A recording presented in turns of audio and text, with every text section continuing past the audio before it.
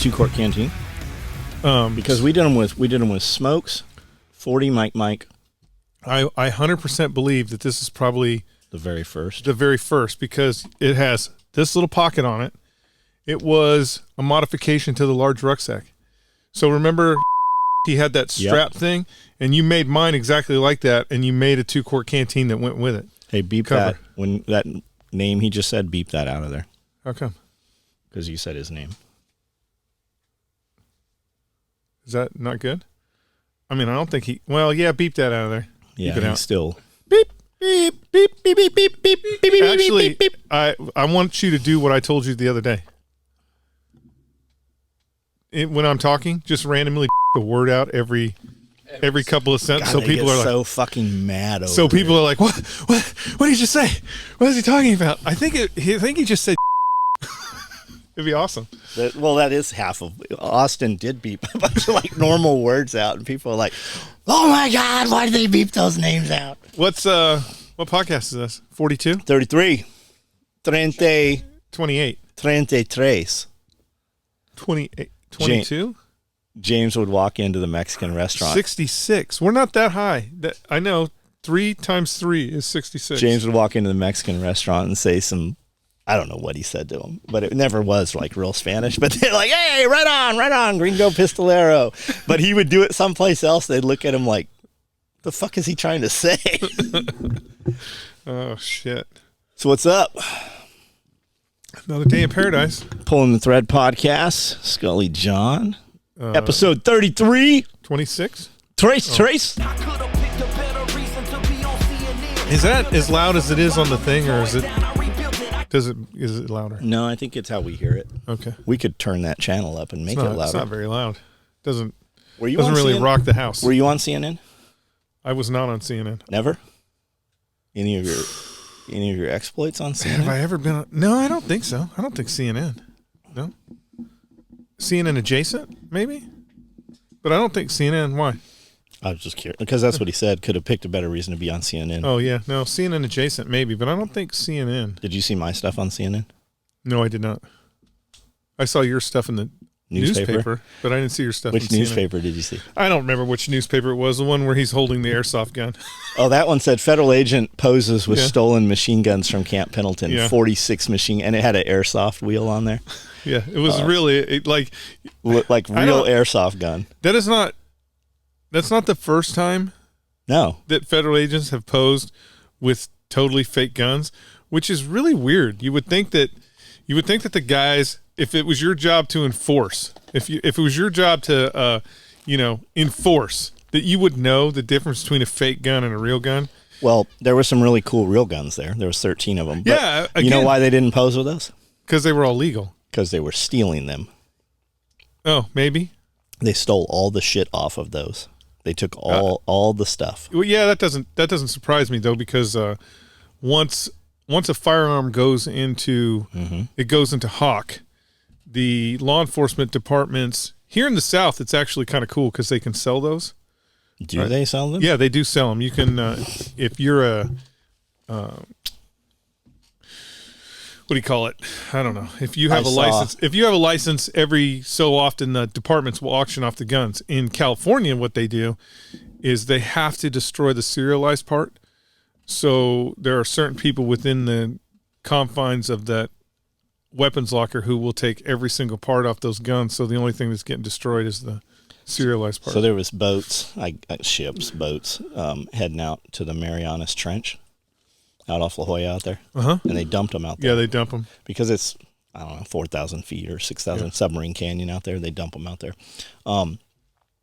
It's actually a big operation. They have to... We have a friend. Have to SWAT team them up and everything. Yeah. We have a friend that went from...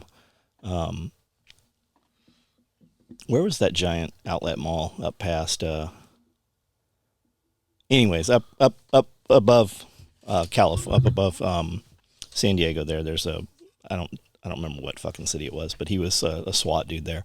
So he had taken a Ryder truck over to Yuma, Arizona, somewhere in Arizona, and picked up a Ryder truck full of guns. And he's coming back through the border check or whatever. They're like, what are you hauling? What's in? He's like, shitload of guns. Like, get the fuck. He's like, no, ship a load of guns. So they open the thing up, and he has, like, it was before video, but there was camera or I think it was even before phone. He had some photos of it. When they opened it up, there's like guns just fell on the ground. Like they had just thrown all these guns into this fucking box fan. There was like thousands of them. Fucking nuts. But he was taking them back for the SWAT team or whatever. I mean, most of them probably were junk or whatever. Yeah, there's a lot of, they pick up a lot of junk guns. I mean, that's the same thing when they sell the guns. There's 90% of them are just junk, but I saw like on the trade-ins, guys are bringing in like fake guns and all kinds of bullshit, and they're just buying them back. Yeah, they have to. if it can. So guys will make pipe guns, and turn them in because you can get you can make a pipe gun for $8, and then you're getting $200. Was there one of those in the Anarchist Cookbook? Or was that? I know there was a Poor Man James Bond. There's a couple. I think in the Anarchist Cookbook there was a couple of guns that you can make. But I mean, the reality is 3D printing has killed all that. Yeah, you keep hearing guff over banning or regulating. Yeah, but it's I mean, the cat's out of the bag. Yeah, the genie's out of the bottle with that stuff, and the guys that make the mill the guys that make the mills and the 3D printers now, the shit is so good that, I mean, they're making some pretty, they are manufacturers now, and you could be a manufacturer if you buy these kits, because it's not like the old days where you needed a machinist to get in there and run the mill and all that. And now it's just push a button. And it just does it. And it just doesn't, yeah. I don't even care about guns. I just want to make like some cool shit to fucking put on the shelf, like a dragon or something. You could do it with a 3D printer. Print me a life-size dinosaur. Do it with a 3D printer. That's cool. Did you see? There's some bill. Where'd the IRS guys go in? I think it was Idaho IRS. Oh yeah. Idaho gun shop. Some congressman or senator or somebody has put forth a bill that's supposed to go in and get voted on. The IRS has to disarm. All these federal agencies have to disarm. And then they have to take all the guns and put them up on Gunbroker for sale. Yeah, it won't go anywhere. No, of course it won't. But it's awesome that he fucking put it through there. It won't go anywhere. It won't go anywhere. I saw on my Facebook is about useless, man. When I go to my Facebook feed, it's all shit that I haven't wanted to see. I've never interacted with, but some random shit comes up. Maybe it was in one of the local groups or something. But there's a kind of local law enforcement group here that stopped somebody for speeding and pulled a Glock off of him, and I think he had like a paper sack with some weed, but the weed was rolled into like little tiny distribution dime bags or whatever. Yeah, really, it looks like personal fucking use. Yeah, but I mean, you guys caught this fucking major criminal, and they had some $20 bills and some $5 bills. They fanned them all out, didn't they? Yeah, that's nice. And I saw our buddy who's a paramedic over here. He's like, hey, when's that Glock going up for sale? I'll buy that one. And I was like, do they really do that? And then you sat down and you're like, yeah. Yeah, they really do that. I think there's a certain time period they have to hold the fire. Well, the case has to be adjudicated. Well, I'm sure it wasn't. I mean, if the dude's a criminal, right? If it's his gun, leave him the fuck alone, right? Did he buy it legally? Leave him alone. Well, the case if it's doesn't it have to go back to whoever purchased it? That's why I say the case has to be adjudicated, and then if you were convicted, then you're probably going to lose your gun, depending on what you're convicted of. But if you're not, then they have to give that firearm back to you. And then they sit on it for like a year. And after that, after a certain time period, then they can auction the guns off. So like where I live, the local PD or the sheriff's department there uses a local auction company to auction them off, and all that money goes to the sheriff's department as far as, I think this was feeding criminals or whatever. This was where you live. Or you go to, or you can go to not Gunbroker, GovDeals.com. Is that GovPlanet? Same thing. It's not the same. It's a little bit different. On GovDeals, it's every government agency that has something for sale. It could be anything from Pokemon cards to an airplane. A lot of Pokemon cards on the government deals. You would be amazed. Because it's any property. So it's any property that they have that they want to get rid of. So it's a lot of office furniture and shit like that. But then any unclaimed property. So again, you can't even. There'll be Teletubbies on there and shit that somebody didn't claim, and they'll be like, anybody want to buy these Teletubbies? And it's an auction that you can join and you can buy. Guns have to go through an FFL, but they still list all the firearms and ammunition that they have for sale, and then an FFL guy can bid on it and get them for real cheap. But it's usually, I mean, I probably look at that site like once a week because I'm looking for military trucks. Do you ever drive down? And the guns are pretty terrible. Do you ever drive down this way to the interstate? Our way, or do you only go your way to the interstate? So you're talking 164 or 641? Yeah, 641. There's task forces over there. You can see that. Yeah. Did you notice they have all those little mini trucks in there right now? No, I didn't see that. There's like 4 or 5 of them. I feel like I should go check it out. Do they still have the boat? Yeah. Is that gray? I think so. The rib? The rib. You know, that is interesting because that's been there for a while. It went up on auction, and it was auctioned off, but it's still sitting there. So I wonder why it's still sitting there. It'd be interesting to talk to somebody from task force and be like, why is that still here? Why didn't you take it? There's another rib sitting behind the gun shop over there. Uh-huh. All Four Seasons or whatever. There's a rib sitting back there too that's flat. Is it the sheriff's? I don't know. The problem is it was definitely a military rib. The problem with military kit, when these sheriff's departments get the military kit, it's usually been sitting in Dermo for a minute, right? It's already been scavenged. So all the cool shit that, you know, like I guarantee you that rib doesn't have any of the dials. The compass is missing. All the cool stuff that was on there has been stripped off of it. You know, just meaning anything that has to do with navigation. And it's probably been sitting in a Dermo lot for 6 months to a year. And then the sheriff's department gets those things because they want to auction them off. Or they think, you know, it'd be really cool is if we had an MRAP. And they get an MRAP, and then they don't have anybody who can work on it. And within, 30 days, the air brakes go out, and the things just sit in the back and grow moss because they don't have the funding or the expertise to keep that equipment running. So it's usually just shit. Unless you're, Orange County Sheriff's Department, then you probably have a fucking M1 Abrams. But we have a guard unit here that works on MRAPs. But that's again, the sheriff's department can't take their MRAP to the guard unit and have them work on it. What they would have to do, they can't legally do it, right? So what they would have to do is they would have to go down there and be like, hey man, anybody want to earn some money on the weekends? And they'd have to get somebody to come over. But again, the reason why the sheriff's departments are doing all this shit is because they don't have any money. And so they're trying to raise money in order to just keep the shit they have working. So it becomes one of those things that the only way that works is if they find Isn't the deal that they have to have it on their books for 24 months and then they can sell it off or auction it? There's a time limit on what they get. There's a time limit of how long they have to hold an item. And then certain items they can't auction off. So like if they get a 5-ton, what they'll do is they'll put that 5-ton in the back and sit on it. And then in whatever that time limit is, they'll sell it. Anything with armor they can have, but they can't auction it off. They can only repurpose it to another agency. So like Waverly has an MRAP, and they got it from another sheriff's department, painted it, had the convicts paint it all OD green, and then now it's parked in the back growing moss because it has a air brake leak, which is, it's one of those things where I think it was just a prestige thing so the sheriff could say he had an MRAP, because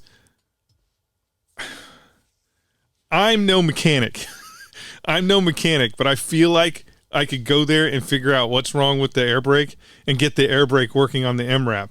But again, they don't care. It's just like we have one over here. It's like a lawn trophy. Yeah. They're pretty popular. I was talking to somebody and I'd said something about that. I'm like, hey, let us drive the MRAP. And he's like, yeah, no problem. You can drive the MRAP. He's like, but I get stung by wasps every time I get in it. So it takes like an hour to get the wasps out of it every time we need it. I'm like, okay, fuck it. I don't want to drive the MRAP. That's the issue. The issue is you have this really unique piece of equipment. So you have this unique piece of equipment that requires people to maintain it. And I don't want to say at a high level, because military kit is really made to sit places for a long period of time, but it needs to be maintained. So like the reality is, any sheriff's department that has an MRAP should have a full-time dude that's all he does is MRAP shit. I need that guy. Yeah. Everybody does. I need him to do other shit. Like I went out, well, I mean, Yeah. When did we ever go anywhere with a truck that we didn't drive every day and the fucking thing started? Like, and we even have all the no-code chargers. They're just not plugged in. Right. Like I went out to get tie downs and I knew right where they were, right? I'm like, okay, tie downs. I've got whole sets of tie downs in the Dodge. Open the door up, one fucking tie down. I'm like, where is the other fucking, like these are I buy brand new tie downs, so I have sets of tie downs, right? One tie down. Don't know who used it. Don't know where it went. I got these tie downs are badass. They have carabiners on one end, and then they have a loop so that you can soft loop it if you're using bars. And it's got some other stuff on there. They're very nice tie downs. They came off Amazon. I'll definitely buy more of them. But now I'm like, where is this other fucking tie down? So I go to the Dodge, by the way, I go to open the door and the battery's dead in it. The lights don't come on. So the Excursion right next to it. Okay, go to open the door. Back door's locked. Open the front door. Lights don't come on. Push the button. Doesn't open. I got to reach through. Open it up. There's 3 more tie downs. I don't have all 4 tie downs are completely different tie downs. I don't have a set of fucking tie downs, and I'm out there at like 11 o'clock last night in the fucking dark looking for fucking tie. And I mean, I had a flashlight and shit, but it's always some shit, man. My guy came to me just a few minutes ago, Jake, and he's like, okay, I think I know what's wrong with the truck. It's the fuse. So he gets the fuse. He's like, do you have a fuse? I'm like, now I know I've bought many sets of fuses. I'm going to take you to where I think the fuses are. Last time I needed a fuse, they were here, and we actually opened the drawer, and there's like 12 fucking sets of fuses in there. They're miraculously. So they made it. But that's how it always is, man. And it's never you or I. It's who knows who the fuck did it. You need to, I wonder, who's that mechanic guy? Neil? Is it Neil? Is that his name? Neil? Neil has been working on everything for Neil? the last few years. You really should be like, you should work out an arrangement with Neil where every 30 days he shows up, he gets in the truck, he drives it across the bridge to anchor in, turns around, comes back, parks it, gets in the next one, drives, and just every 30 days, because that's really the issue, is they're just not getting. There was many days where I'm like, okay, Cody, we need to drive everything. So he'd be like, do you want to go drive everything? I'm like, all right, we got to get this done. We'll drive everything after lunch. So and before you know it, 3 months have gone by, and we've both forgotten. That's why you have to have it. You have to have it scheduled. Yeah, it's like cleaning your drains. Maybe we have your gutters. Maybe that would be. Maybe we just every 30 days we have race day. And everybody goes to the donut stores. Where everybody shows up and you just throw keys in the parking lot and you have to race to see which vehicle you're going to get. And if you get stuck with the vehicle where the battery doesn't work, then you've got to tend it and get it working. First guy to the donut shop? Yeah, first guy to the donut shop wins. What's the best donut? Anything that's chocolate. Chocolate donut, chocolate frosting? Yeah, anything that's, well, not really a chocolate donut. It has to be two-tone, right? White donut, chocolate frosting. Yeah. Do you like a gooey? Do you want to touch it and it's kind of sticky? I mean, it doesn't matter with donuts. You know who has a really good donut? Who? Walmart.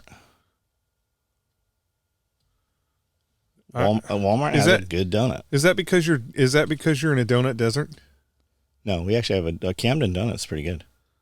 I mean, even still, that's still kind of... That dude got bit by a cobra. Even still, though, that's kind of donut desert. You got what? You can go to Walmart or the Camden, dude. That's kind of a donut desert. Camden I know, good. And I know for a fact that you have people mule in donuts from other parts of the country. So I've actually put a squash on that. Have you? Yeah. Dude's on his way here right now, and he's like, but he's bringing Krispy Kremes. I don't want Krispy Kremes. Like, if you snuck in here with some high quality donuts, I would probably eat some. I eat a lot of them immediately, And then regret it? I never regret it. As soon as they leave, I put them in the dumpster.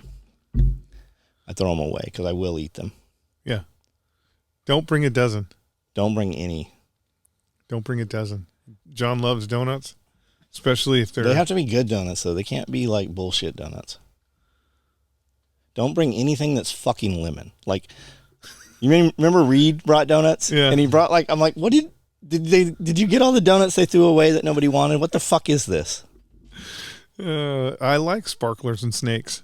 Sparklers and snakes. They were like all lemon or something. Yeah. What the fuck is wrong with you? I like sparklers and snakes. Yeah. Okay, so I mean, I'm not a donut snob. I'll eat a donut out of a gas station. Me and Brandel could. But you know what Winchell's Donuts is, right? Yeah, I know. I mean, I know what Winchell's Donuts is. They were everywhere in California, all over San Diego. Yeah. Way better than, what's that bullshit cake donut? I don't know.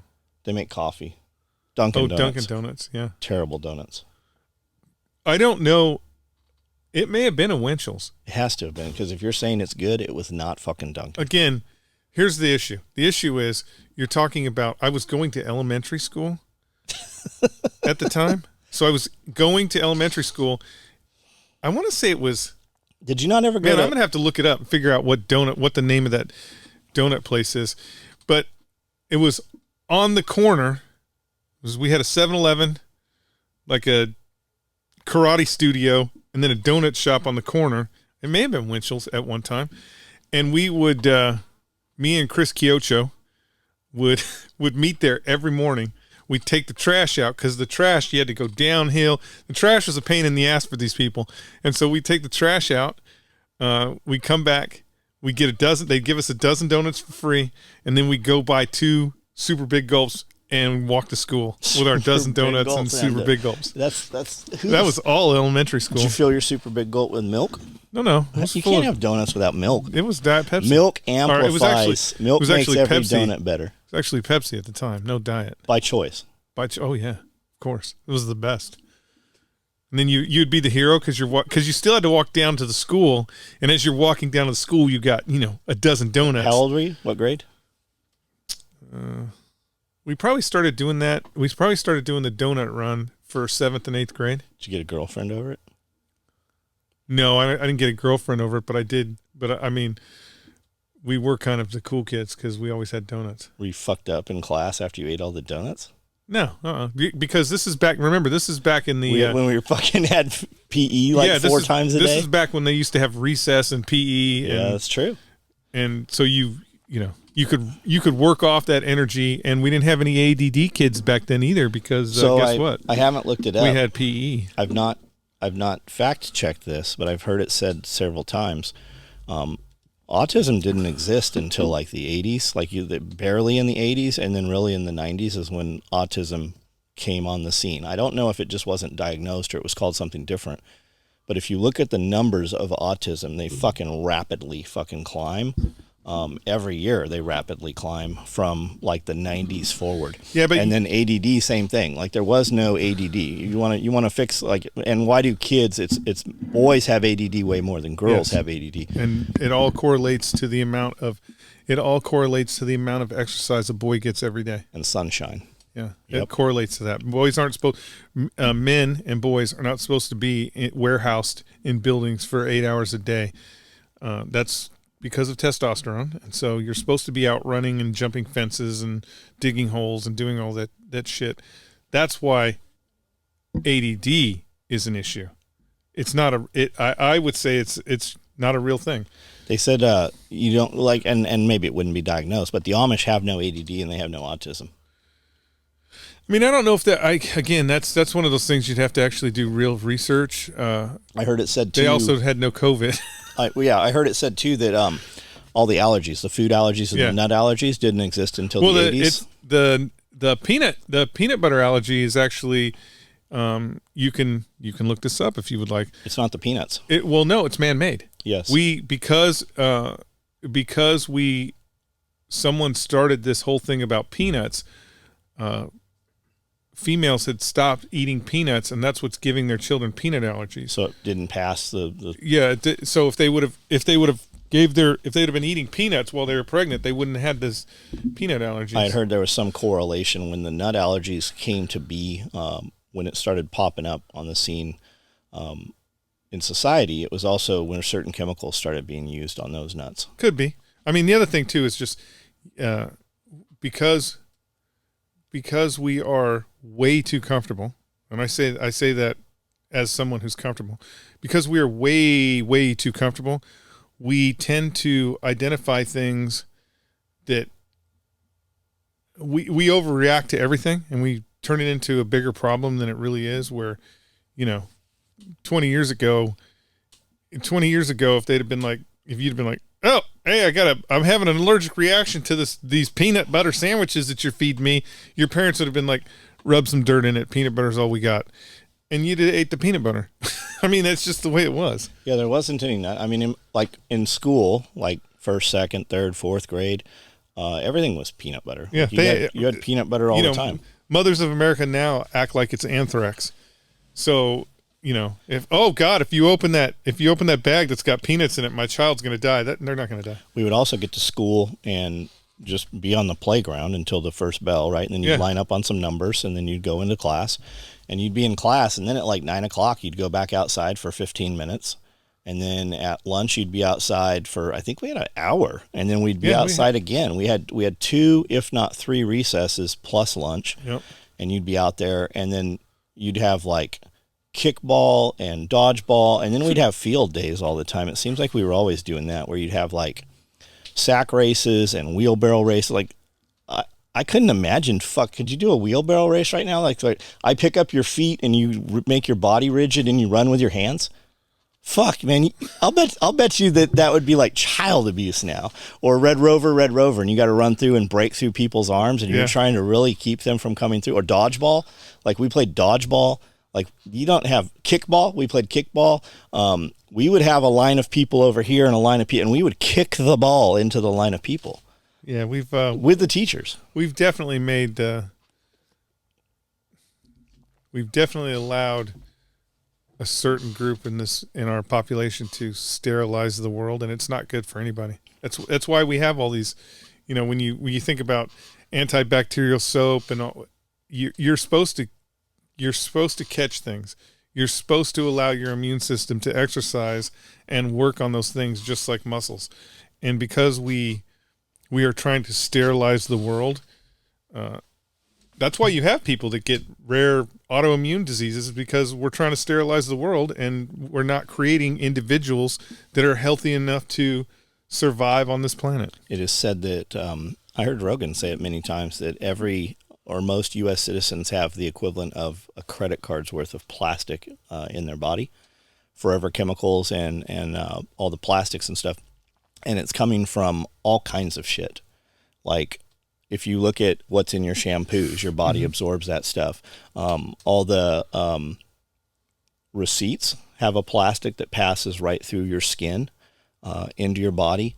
If you look at fragrances and air sprays and air fresheners and shit like that, just be cognizant. Look at the label of the things that you are slathering on your skin and in your hair, and realize that when you're doing that, it's absorbing into your body and you're also inhaling it.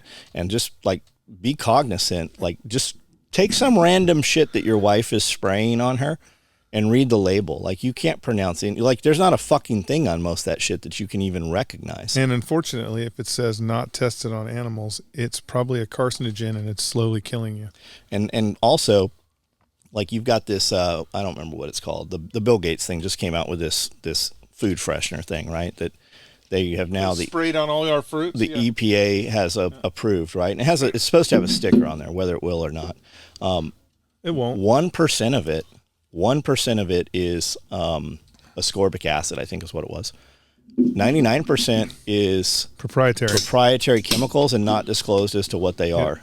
Are you looking it up? Yeah, it's probably got I thought it's called Swerve or something. It's probably got some sort of a sealant made out of petroleum. So I heard him talking, Tim Pool last night was talking about your average apple that you go to the grocery store and you pick the freshest apple. It's over 14 months old by the time you are able to buy it on the store. It's over 14 months been off the tree. They're preserving them that long. And that's not this chemical. This chemical allows your food to remain, to appear fresh without any degradation for up to 24 months. No, they radiate them in Europe. I don't know that I wouldn't rather have irradiated. That's just rays passing through. It's not they particulates. Radiate them in Europe. Yeah. Yeah, I don't know. I mean, it seems like as bad as actually I take that back because I have 400 fucking apples sitting out here right now on this tree. Like, did you see them all coming in? I didn't see it. Yeah. Fuck, apples everywhere. Well, get that dehydrator running. Yeah, that's exactly what we'll do with it. It seems like Europe is more food friendly, but they are definitely closer to becoming tyrannical governments. So I don't know. Well, they are. I mean, look how many countries Europe is. And have you seen Roseanne Barr's thing? What you mean with Theo Vaughn? Yeah. Did you hear her? Holy shit. I kept hearing Roseanne Barr, and for a long time she was just a fucking cunt, right? But she just went off on some shit, and she's like, Ukraine killed my family. They took all of my family members and put them and buried them alive and killed them. She's like, there are Nazis running around Ukraine. Like right now, real life Nazis with swastikas. You can see it. You can see the fucking photos on the uniforms. And now I don't know what family. Like when I say family, I'm talking mom, sister, cousin, people, that I knew in my generation. So I don't know when this was supposed to have happened.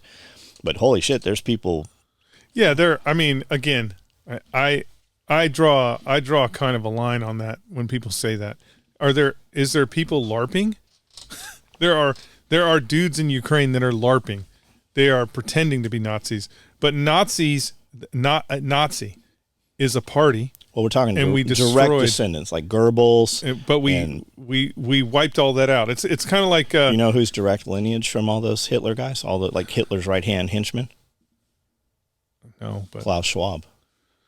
Yeah, I mean, again, we imported tons of Nazis. There's a lot of Nazis that live here in the United States or former Nazis. Well, we brought them here, yeah. Yeah, but again, they're LARPing they are LARPing in Ukraine. Yeah, they have units that are LARPing as Nazis and are doing that. It's no different than the dudes here in the United States that put swastikas on. They're not real Nazis. Who does that in the United States? There's white, there's white power dudes that run around with swastikas. Are there really? Yeah. Yeah, in your town there is? There again, like legit like skinheads and yeah.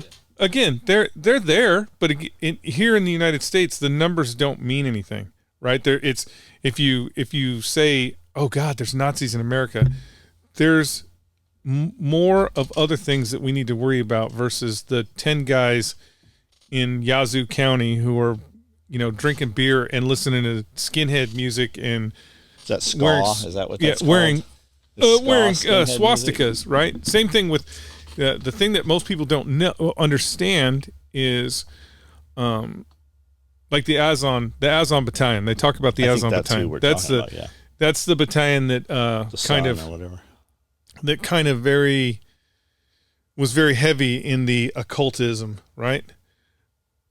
But they are a home guard unit. And the problem for Ukraine is when the first Crimea War happened, Ukraine had a shit military. And so they could not fight the Russians properly. So what they allowed to happen was they allowed militias and home guard units, or basically militias, to assemble into large units that were fighting the Russians, right? Trying to keep the Russians out of Ukraine proper. When the first Crimea War, this is... I don't remember what year this was. Wild ass guess. I don't know. Early 2000s, maybe. Okay. I think. So, anyways, these units formed up, okay, and then the Russians solidified Crimea. It became their property, but you had all these home guard and Azon battalions, all these big units that formed up and were not really beholden to the government. that were holding the line for the government. And there were interviews of them going out and talking to these people, and they were like, what are you going to do if the government tries to take your guns? And they're like, we're going to fucking kill the government, right? So these units, all these units became a problem.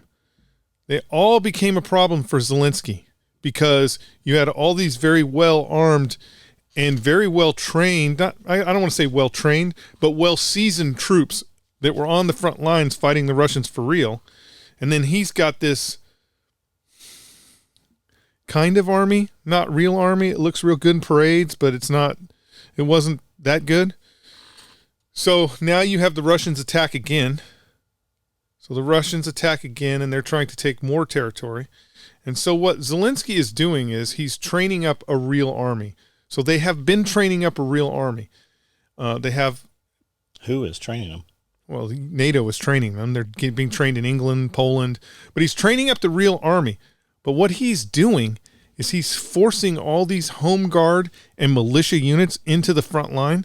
And those home guard and militia units are getting wiped the fuck out. So the people that aren't beholden to him. So the people that are not beholden to him are the ones that are getting wiped out. So even the Azov battalion. The Azov battalion was in Bakhmut when it fell. Most of those guys were captured or killed. So when you see, that, like just recently, one of them got released, a commander got released by the Russians. When you see him, he don't have any, all those dudes that were running around with swastikas and all that shit, they're dead. They got killed or they're in a gulag in Russia right now. The people that are going towards the Azov battalion now, they don't have the same ideology. Right? The people that are joining those battalions now don't have the same ideology as the original battalion. So what Zelensky is doing is he's getting rid of his competition, and he is He's getting rid of his competition, but he's also flooding those units with individuals that don't have the same loyalties as the guys before. So it's a long game for him, but again, he has to get rid of all those people. So when people are talking about, oh, we're just supporting the Nazis, they don't know what they're talking about. Will they be as combat effective? No, they won't be as combat effective as the original dudes. I mean, when you think about it, it was the Azov battalion and those other militias. Sorry, I don't know your actual unit names, but it was those other units, the home guard and other units that were holding the line that kept the Russians from being able to go into Ukraine. Like they have the 128th Mountain, but the units that you see now designated, that's real regular army units because we've been training them. So they're just not blooded yet. Is that why they're not going to be as combat effective, or just because they're not there by choice, or I think just they haven't seen as much combat? I think that we in the West have decided that the Ukrainians have already won, and I think in Ukraine, I hear a lot of people saying that is not the case. It's not the case. In Ukraine, they understand what is actually going on the ground, and I believe Zelensky is actually holding his best units in reserve in case all this crumbles, because he's going to need to be able to fight the Russians back. Look, why wouldn't the Russians just bomb where he has them at?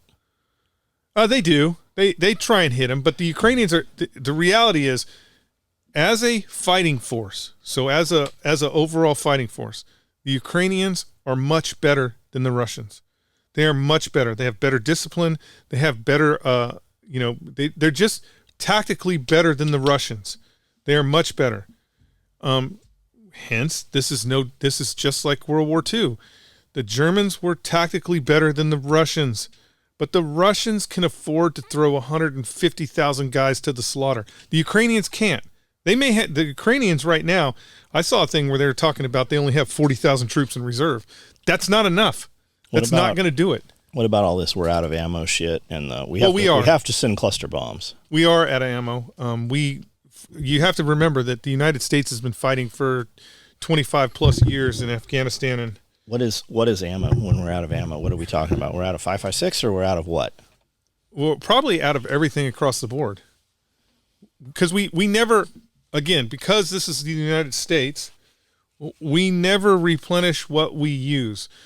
So, again, 25 years of shooting artillery and 5.56 and 50 cal over in the desert that has depleted our stock. It has made our ammo reserve low. Now you have an administration that's just giving everything away like it's candy. It's not coming from manufacturers. The manufacturers aren't building the shit and sending it to Ukraine. We are taking it from 10th Mountain, fucking warehouses. We're taking it from guys that technically need it. So while we don't have the capability to replace it. While we're saying that, there's a bunch of arsenals around here, for instance, in Tennessee. We know a bunch of Urbex guys that have hit a bunch of these places, and security is ramped up. Some of these places are enormous. Yeah. And they have like World War II facilities. They have these huge towers with like escape slides and shit in them. But when you're up in the escape towers, you look and you're like, holy shit, that's a fucking military base right there. And there's a ton of fucking people. And we're ramping up hugely. Just here in Tennessee, we are ramping up. But again, Lake City, all those. The time to ramp up is not after you're out. We have a buddy, Chad, moved from here. He used to do all of our small motor stuff. Awesome dude. Crazy, always fucking himself up on big dirt bikes and stuff. And he's in Florida, and he puts pictures on his Facebook page like every day. Here's 5 million rounds of 9mm I made today. Here's 5 million rounds of 5.56. And it's just super cool to see the old ass like World War II style equipment that's just cranking out these bullets, man. Cranking out these bullets, yeah. I mean, there's no fucking air conditioning in those places. We are trying to ramp all this stuff up, but again, the difference is we depleted our Cold War stocks a long time ago. The Russians never did. They just kept piling shit on top of piling shit. And again, if a Ukrainian gets killed with an artillery shell from 1952, just a dumb artillery shell from the 50s, it doesn't matter. It doesn't matter if it has a fucking chip in it and it was shot from space and kills a Ukrainian. That's a dead Ukrainian. It doesn't matter the Russians literally could be firing muskets. If it's killing Ukrainians, that's a problem, because the Ukrainians got to kill. The Ukrainians have to. They're somewhere in the order of 6-1 or 10-1 in order to be on par with the Russians. So meaning on par. But that's totally that's doable. It's not doable the way they are having to fight. So they're not doing any brigade level attacks. Who would win? One man with a machine gun, or 200 highly certified kung fu ninja masters? Well, if he only has 150 rounds for that machine gun, then the kung fu masters win. They don't care if 150, because that's the issue. Right? The issue is this. If the war ends because if you get down to a point where I have 150 or I have 200 Russian soldiers and you have one Ukrainian and he has 150 rounds, the Russians do not even have to have bullets. They win. Have you heard of the Boxer Rebellion? I have heard of the Boxer Rebellion. Something that the Marine Corps did way back when, against the Chinese or some crazy place. Tell me about it. I don't know anything about it. I wasn't there. Are you fucking with me? Yeah, I wasn't there. I was in. I got in after that. We'll put in a couple months after that. I was still in boot camp when Dan Daly and Smedley Butler were getting their Medal of Honors. Fat Electrician did an awesome video. I think it came out yesterday or today on this. We'll put a link in our video here to his video. This young gentleman joined the Marine Corps. It starts off, he had a newspaper route. And it was in the 1800s. He has a newspaper route. And because he has a newspaper route, he has access to news. Was he riding a horse? A bicycle. has access to news, which most people don't. So he's well-read, and he wants to go and join. He wanted to join the Spanish War, I think is what it was. Well, he joins the Marine Corps. Well, the Spanish War was over, but the news was a couple weeks behind. So he goes through boot camp, and he is very surprised that he's not going to the Spanish War. They put him on a Navy ship. Some shit happens, and he ends up he kills 200 Chinese people who really thought they were bulletproof. They really thought that their kung fu would protect them from bullets, and they had muskets and all kinds of shit. And he had one, I believe it was a belt-fed machine gun. And did they have belt-fed machine guns then? He had something. What would he have had? They leave this kid out, and it's unknown to whether they left him there because it was the safer place to be, but it's one kid. No reinforcements come. Nobody helps this kid. And when they come out of the base in the morning after hearing all this machine gun fire and then hearing single bolt action fire, they're like, this kid, he's dead. Let's go recover the body. And there is just a fucking wake of dead bodies. He killed over 200 people single-handedly. He was 17 years old at the time. They gave him a Congressional Medal of Honor. Yes. And everybody to the last man put him in for a second Congressional Medal of Honor. Come on, you want to live forever, whatever that was. Well, he was 45. Dan Daly did get 2 Congressional Medal of Honor. So they didn't give him that. They gave him... Smedley Butler. They gave him 2... whatever the next in line is, and they're kind of on par with each other. Anyway, just awesome... awesome fucking video that Fat Electrician did this morning. It wasn't uncommon. It was not uncommon, especially in the Marine Corps. I don't know about the Army. I'm sure it wasn't uncommon in any service back in the day, because it wasn't uncommon to find a 16-year-old in service. They pretended. They would pretend that they would pretend like, yeah, I'm sure that kid over there is 18. They would pretend, the services would pretend, but it wasn't uncommon for young guys, even all the way up until World War II. It wasn't an uncommon thing to find out later. What do you mean you were only 16 when you joined the Marine Corps? Well, my point to that is my thought when I heard that, right? I was listening to it this morning while I was feeding all the animals, and my thought was, we are not the same. Like, we are just not the same people that existed then. Well, okay. That is an exception. That's when you think about that incident with Dan Daly, that's an exception. That's not the rule. There's always exceptions throughout history. So it's kind of hard to compare. It's kind of hard to compare people today against people then. It's just, he's an exception. You definitely don't want to compare. It's like, I don't know.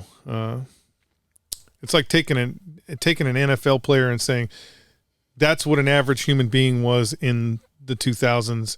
My God, how terrible it is now that we don't have average. I'm not saying it's terrible. It's just that thing was exceptional. Hence the reason why he got the Medal of Honor, because that was exceptional. That's the key to Medal of Honor, is that is exceptional bravery. You're going above and beyond the call. Yes. And so it always happens. I wasn't talking about the Medal of Honor part. I'm talking about the 16-year-old part. No, I would say again that that's probably not. It's just we look at a big picture and we look at a big polluted picture, and so there are 16-year-olds out there today that are just as tenacious and just as over the top as they would have been 100 years ago. Like, again, when I had that rifle platoon in 2008, to the man, those kids were how high? Never questioned, never hesitated. They always wanted to get in the fight. I mean, a lot more so than I would have thought, because when you have a rifle platoon, your old guy is 22 years old. If you were given a rifle platoon right now, do you think you would have the same results? I don't know. A lot has gone on since 2008, but how long would it take you to correct them to that level? Is it even doable? Yeah, it's 100% doable. All that, here's the truth of all the wokeism and all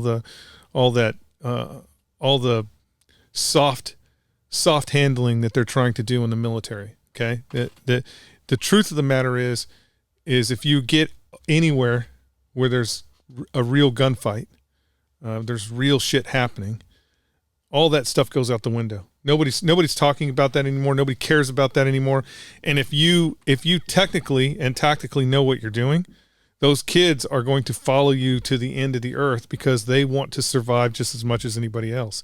So it doesn't matter if you got a platoon full of woke individuals. The minute they see their first woke friend get canoed, they're going to do exactly what you tell them to do because they want to survive. And all that woke shit goes out the window. Once we can displace the woke shit to the side, but you have woke people, do you not think that those woke people are weaker than the people who are not? The wokeism isn't real. It's not a real thing, right? It's not a real thing. So why are we coddling these people? Because we've allowed a certain group of individuals to become the leaders of major corporations, and we've allowed them to be leaders within the United States from the president on down that has decided that, one could say that everything that the Biden administration is doing is treasonous, and they are doing everything they can to destroy the U.S. military in order for a foreign adversary such as China, somebody who pays the Biden administration a lot of money, to be able to compete. Right, because we created a military machine that no one in the world could compete with. No one. There's not a country on the planet that could compete with circa pre-invasion of Afghanistan and Iraq. No one could compete. They couldn't even come to the fucking table. No one. Not the Chinese, not the Russians. As you can see, not even close with the Russians. And I'm sure the Chinese are just as dismal. So what you have to do is you have to even the playing field.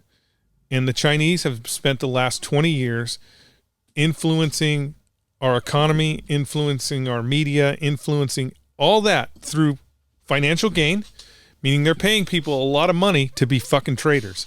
And they're soaking it up. They're just soaking it up. And they're like, oh, it'd be great. Let's not promote the most qualified individuals anymore. Let's promote solely on a woke scale. Again, what does that do for your service? It doesn't create a better service. No way, shape, or form does it create a better service.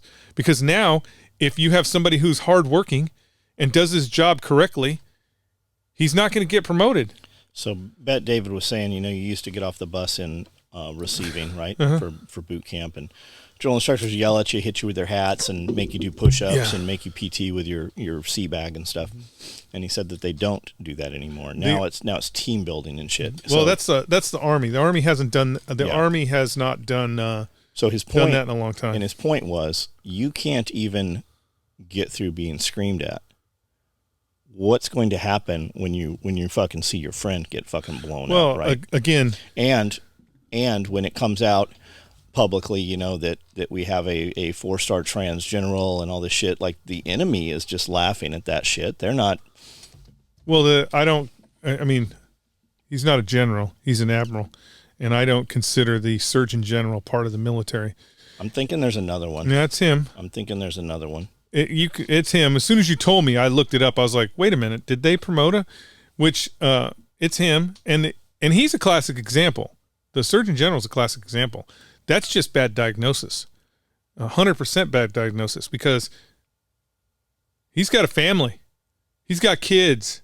He got all the way up into his 50s and then was like, I don't really feel like a girl. No, what happened there, bud, is your testosterone levels dropped off the fucking face of the planet. You should be getting testosterone.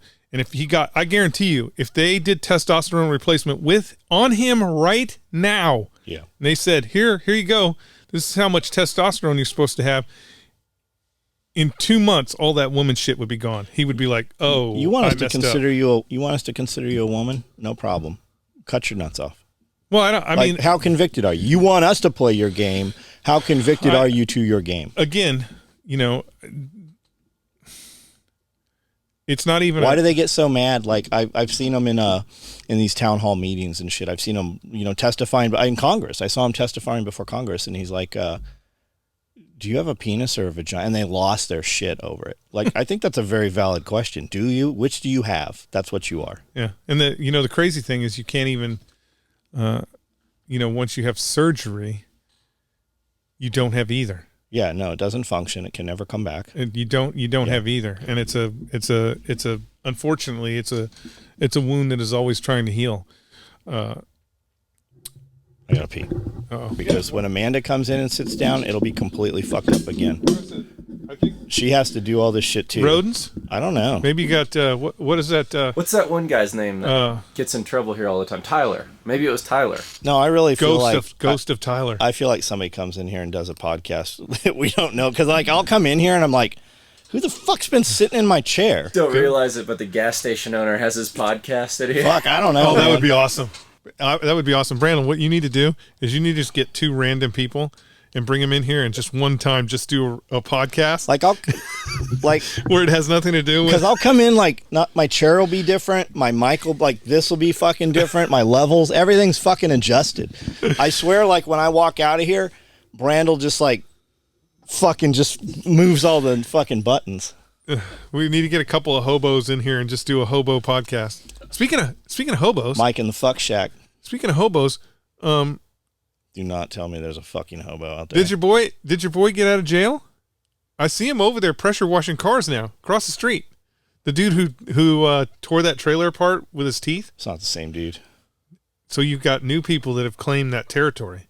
I think somebody rents it to him. Like that dude. So they're living in the trailer right there, which is kind of like a mobile home or something, right? Yeah.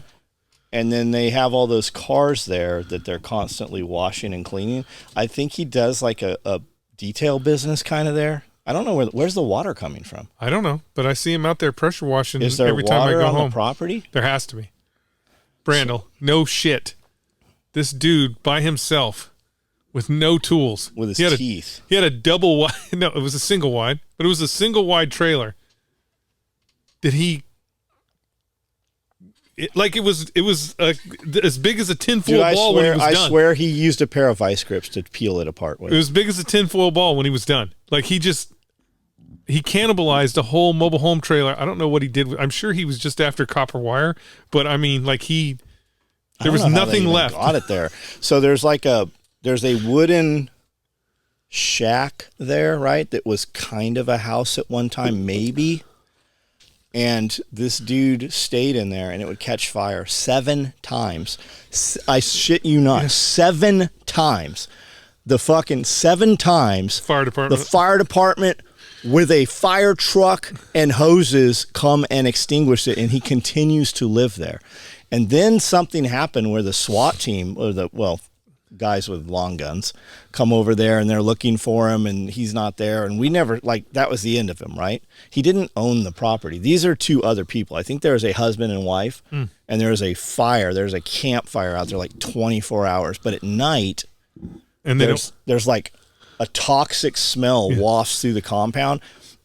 I swear they're stripping copper or something. It's a fire where they don't burn anything that you would put in a fire. For real. It's just like, hey. Go over there right now. I guarantee there's a fucking campfire. It's like, hey, I bet we can start a fire with a pile of aluminum cans. And they just light it on fire. I think they watched some YouTube videos about how much, platinum actually comes out of a catalytic converter. So, I mean, I don't know. They might be super nice people, but there's something there's a car over there that they just keep every time you see it, there's less of the car there. I can't imagine what they're doing with it. I don't know what happens to Craigslist. I don't know where they're getting these. I mean, maybe a dude I should see if they want to buy Austin's wrecked car. Craigslist. They're just selling individual parts. Screw out of a Honda Element. Taking your car apart little by little. Yep. Yeah, I haven't seen any transients in no transients. And then what happened to House of Horrors? I saw that burn down. What's House of Horrors? Right across the street. The old bait shop. Oh. So you might not know this. I didn't know it either. We had an employee that was actually living there. I had no idea. Not a fucking clue. So that's recent, or like it burned down maybe 6 months ago. It might even be a year, right? Okay. So that house on the left, which when we moved in here, that was unfitted. There was nothing there. No windows, nothing. Somebody put it back together and somebody was renting that place. So it burned down a few months and it burned down, and whoever was in that moved into the little building next to it, right? Well, there's no power or anything there. There's never been a heater in there that I know of. It's just a steel building. I'm not even sure if there's a solid concrete floor all in the thing. So one of our employees wasn't here on Monday, and I said, hey, where's so-and-so? And they're like, oh, she went to get a new house. I'm like, oh, what? I didn't know. Where's she moving to? They're like, well, her house burnt down. I'm like, what? They're like, yeah, she lived across the street. I go, why am I just now hearing about that? That was like months ago. Like, what the fuck? She had children, and her concern was that CPS would come in. Of course. Because she has a young child of maybe 1 or 2 years old and then has a baby, right? So what had happened was that house, I guess her mother and father, somebody was living there, right? In that place with her and her husband and her kids.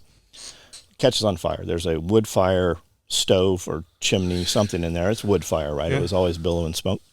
And everybody around here burns forest wood because it's free, right? So it's always wet. Right. Well, it caught on fire and burnt the fucking house down. So they took what they could salvage out of there and what they had in their vehicle and went to the building 20 feet away and put their shit in there, got a generator, and she would come to work here. And then she would get home, and her husband would go do odd jobs and shit. And they did this for, 4 months maybe. And then she's got a fucking nice place in town now. She's got a bunch of my chickens, but we didn't know about. I go, why didn't she say something? Like, we could have fucking totally done something about this. And she said, my concern was CPS. They would take my kids, put them in the system, and it would be a constant fight. Yeah. And the kids are completely healthy. They did what they had to do. They lived in a very difficult situation and didn't ask fucking anybody for help over it. But she's right. CPS would come in there and be up her ass until those kids are fucking 18 years old. Those kids probably don't have peanut allergies. No, fuck no, they don't. Her kids are good. Yeah, and they work, man. She works her ass off. Her husband fucking works. Just a poor situation, and she fucking did not say shit about it. Is anybody over there now? There's nobody over there now. The one place is completely burnt down, and the one next to it, if you look, the doors are kicked in and they're wide open. So the owner had come over here, and he wanted to sell it, and he wants $120,000 for it. Yeah, no. And the state claims all the way up to the fucking pine tree there, so you're going to lose 30%, if not more, of that frontage area. Nope. He's lost his mind. Yeah, he's lost his mind. So it's in the real estate, and they put a chain across it because people were there's nothing to take in there. I mean, right. I don't think there is. I hadn't been in there for years. When I was in there, you and I went over there. We went to buy minnows, and the dude had trying to do like an indoor flea market or whatever. There was like a single roller skate. Like they didn't have a pair of roller skates. They had a single, skate. Like that's how everything in there was. Yeah. And the dude slept on a cot in there. Did we buy minnows? I think you bought a couple of bags. Yeah. We bought minnows and put them in the fucking pond. Put them in the pond. Yeah. Yeah. Yeah. It's a trip, man. Rather than assist people, they want to harass you over your fucking children, because then they can, when they put those kids in the system, they get federal money, and those kids go, like, if you have kids of a certain age, once they reach a certain age, they all have to have their own bedroom, right? Like your 6-year-old daughter, I don't know what the age is, but your 11-year-old daughter can't, be in the same room or whatever. But they'll take them and put them in a fucking foster home, and the foster home will have way more fucking people than you're allowed to have of your own goddamn kids. Yes. And how many of those kids end up in the fucking sex trade? Like, there's tons and tons of videos of them rescuing kids, and they're like, we've had this kid. Like, this kid, this is the second, this is the third time, this is the fourth time we've pulled these kids out. And that's what Bear was saying. He's like, there's only 600 some beds in all of the United States from Homeland Security for sexual trafficked children. Where do they go? we put them back in the fucking foster homes. Where are they coming from? They're coming from fucking foster homes. Care, yeah. It's just, it's big business. It's the same thing that Department of Homeland Security is dealing with right now. That these unaccompanied minors are showing up at the border, and they have a name on their. They'll have a name pinned to their thing, and then they'll call said number, and they'll be like, "Hey, this kid just showed up. Is he yours?" And the person on the other end will be like, "Yeah, he's mine." They don't ever verify who the people are. They don't ever, none of that. Then they just fucking ship them off. So the reality is the federal government is currently the biggest sex trafficker in the world, probably. So have you gone and seen this movie, Sound of Freedom? I have not. I haven't seen it. So apparently the movie was made over 4 years ago. It's been completed over 4 years. Can you guess why it just now came out? Why it didn't come out? No. Disney bought the rights to it and never put the movie out. Well, have you seen the interview? What's his name? The lead actor, Caviezel. Yeah, Dan Caviezel or something. Caviezel? Let's say it's that. Yeah. Man, some people have tried to go hard in the paint on him. Yeah, yesterday. About this movie. So I just saw it come up yesterday. There's a bunch of shit out right now. He tears them up. Okay, so I haven't seen that. He tears them up. But they really really came out yesterday and day before against him and against Mel Gibson. Yeah. And they're saying they have all this proof that they right. are abusing children and they are having sex with children and they are into occultism and the Illuminati and here's all this symbology. It's just a trip that it's only left. It's very, very far left media that are making these accusations. Like why would any media at all come out and go, no, this isn't true? Like, nah. Like how can we not all agree that kids are being trafficked for sex? Like, why can't we just agree on that? Well, I haven't seen the movie. I hate to say it, but if you're on the left, if you're on the left, you're in that camp. You're in the sex trafficking camp. You're in the minors should be able to have sex with adults. You're in that camp if you're on the left. Now you may particularly not, again, that's the problem with the left is you have a bunch of people that think they're on the left and they're like, "Oh, I'm on the left." And then if you say to them, "Hey, but you're also in the same camp as all these groomers, all these people who what is it? Minor attracted individuals." Yeah, those people are all on the left. You're in the same camp. And the problem is people on the left believe that they're not in that camp, but they are. They're in that camp. And so that's why you get all this backlash because you have a core group of people that believe that minors should be sex trafficked. On the left, you have a core group of people that believe that, you should be able to have sex with minors on the left. Do you think they think that kids should be trafficked, though? I mean, like, maybe we're talking about two different things. Like, if you have a 16-year-old girl that wants to fuck dudes. But we're not talking about two different things when we're talking about the left because that's not what that's not what their goal is. Their goal is to be able to tear down the barrier between adult and child. And again, how much barrier? Because what we're seeing, like all the way, they're talking about. Hey, John, people are raping 3-year-old children, all the way down to children. Okay, if you think about, just go back and look at monkeypox. Okay, and CNN and everybody started making a big deal about monkeypox. Mm-hmm. They started making a big deal about monkeypox until they found out where it was and who was getting it. So they were all gay people. Yep. Almost all of them were men, except for one. And hold on, I'll get to that. And they all, point of origin was a nightclub in Spain. They had all been over there for some big deal. They all were involved in sex in this club, and then they came home and dispersed. One ended up in New York and had sex with this. There was a female that showed up positive. It is unclear whether that female actually is a female with a vagina or they classified her as a female and she in fact has a penis. Well, the issue was this. They were making monkeypox out to be a big deal. They threw it out there. It was going to be the next COVID. Yes, and as soon as it came out that it was gay population. Well, no, that wasn't it. They pointed out that they were starting in that population. That is not why the story closed. The story closed because there were gay couples that had adopted children who were also getting monkeypox. And then they had never put that together. And then they had to tell the truth that you only get it through sexual contact. And so that is why they killed the story, because they didn't want anybody mad that you had these unfortunate homosexual couples who were doing horrible things to children. So I wonder where those couples and children are currently. I don't know, probably protected by the Biden administration. Yeah, I would like to know if those probably children protected. Are still in custody of those. Oh, I'm sure.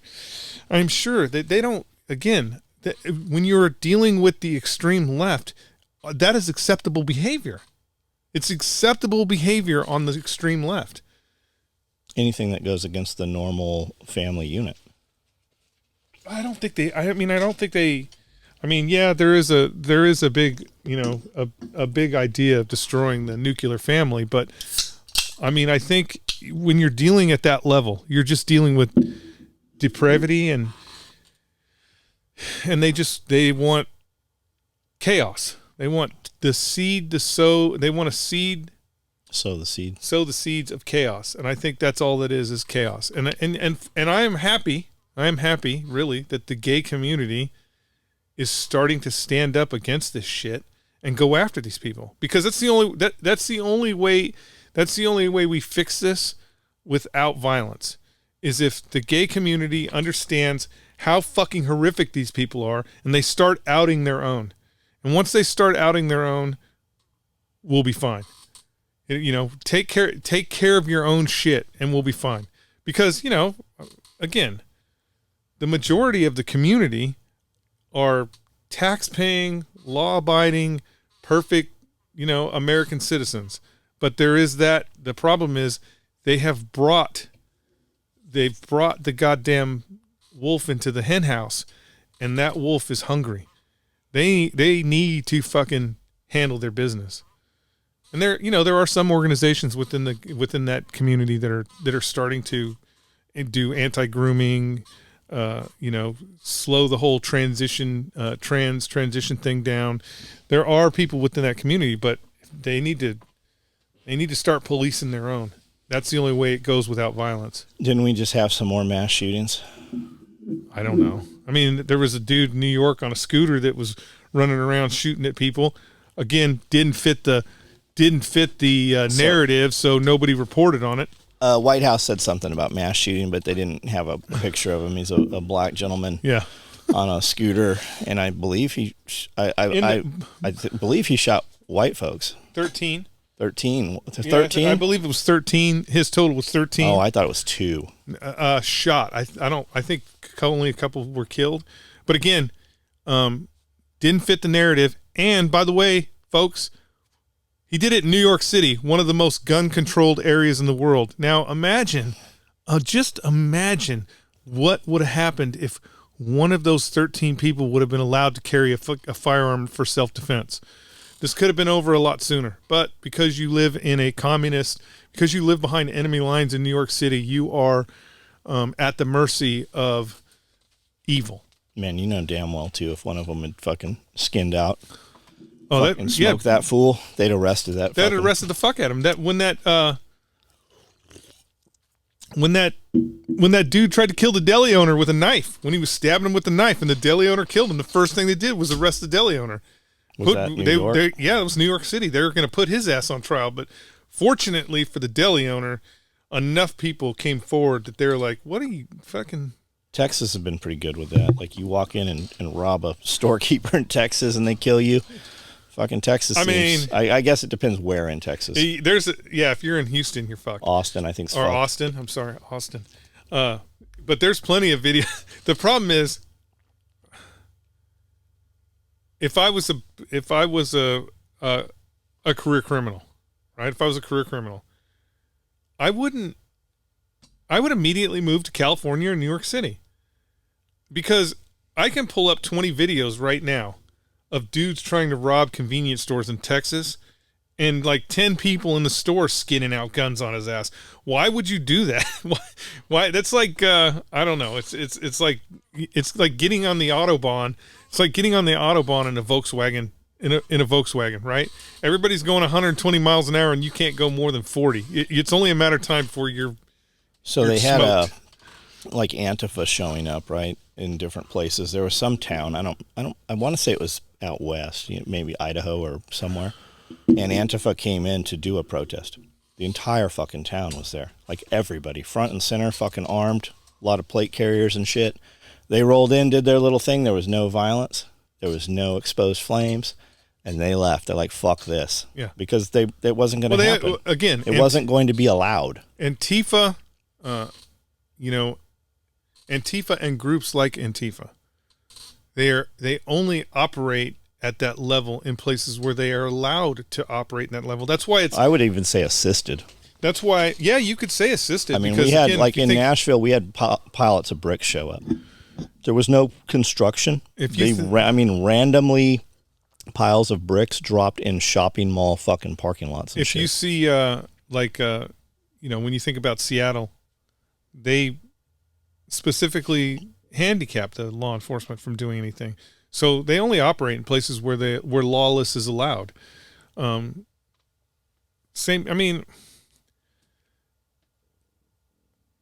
It's just, again, it's about being comfortable, right? It's about how comfortable people are. I don't even think, like, for example, Antifa. They go to Los Angeles County and they want to throw bricks and burn shit down, right?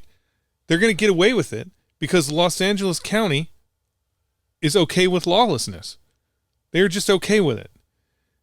If that same group of Antifa goes to San Bernardino County, Antifa's going to have to call the police to rescue them.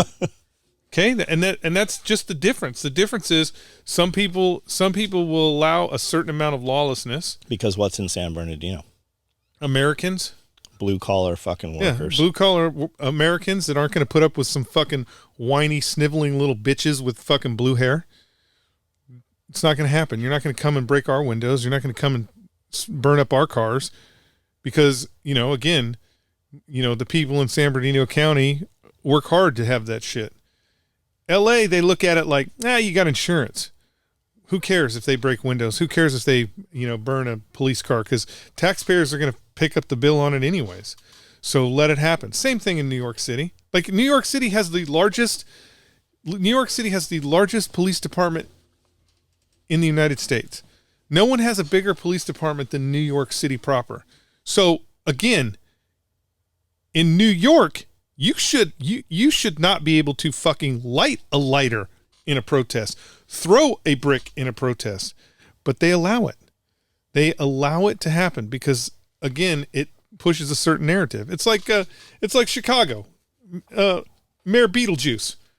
When all the riots were going on and they were like, yeah, burn the motherfucker down. Mayor Beetlejuice didn't do shit. As soon as they turned and started going up Mayor Beetlejuice's street,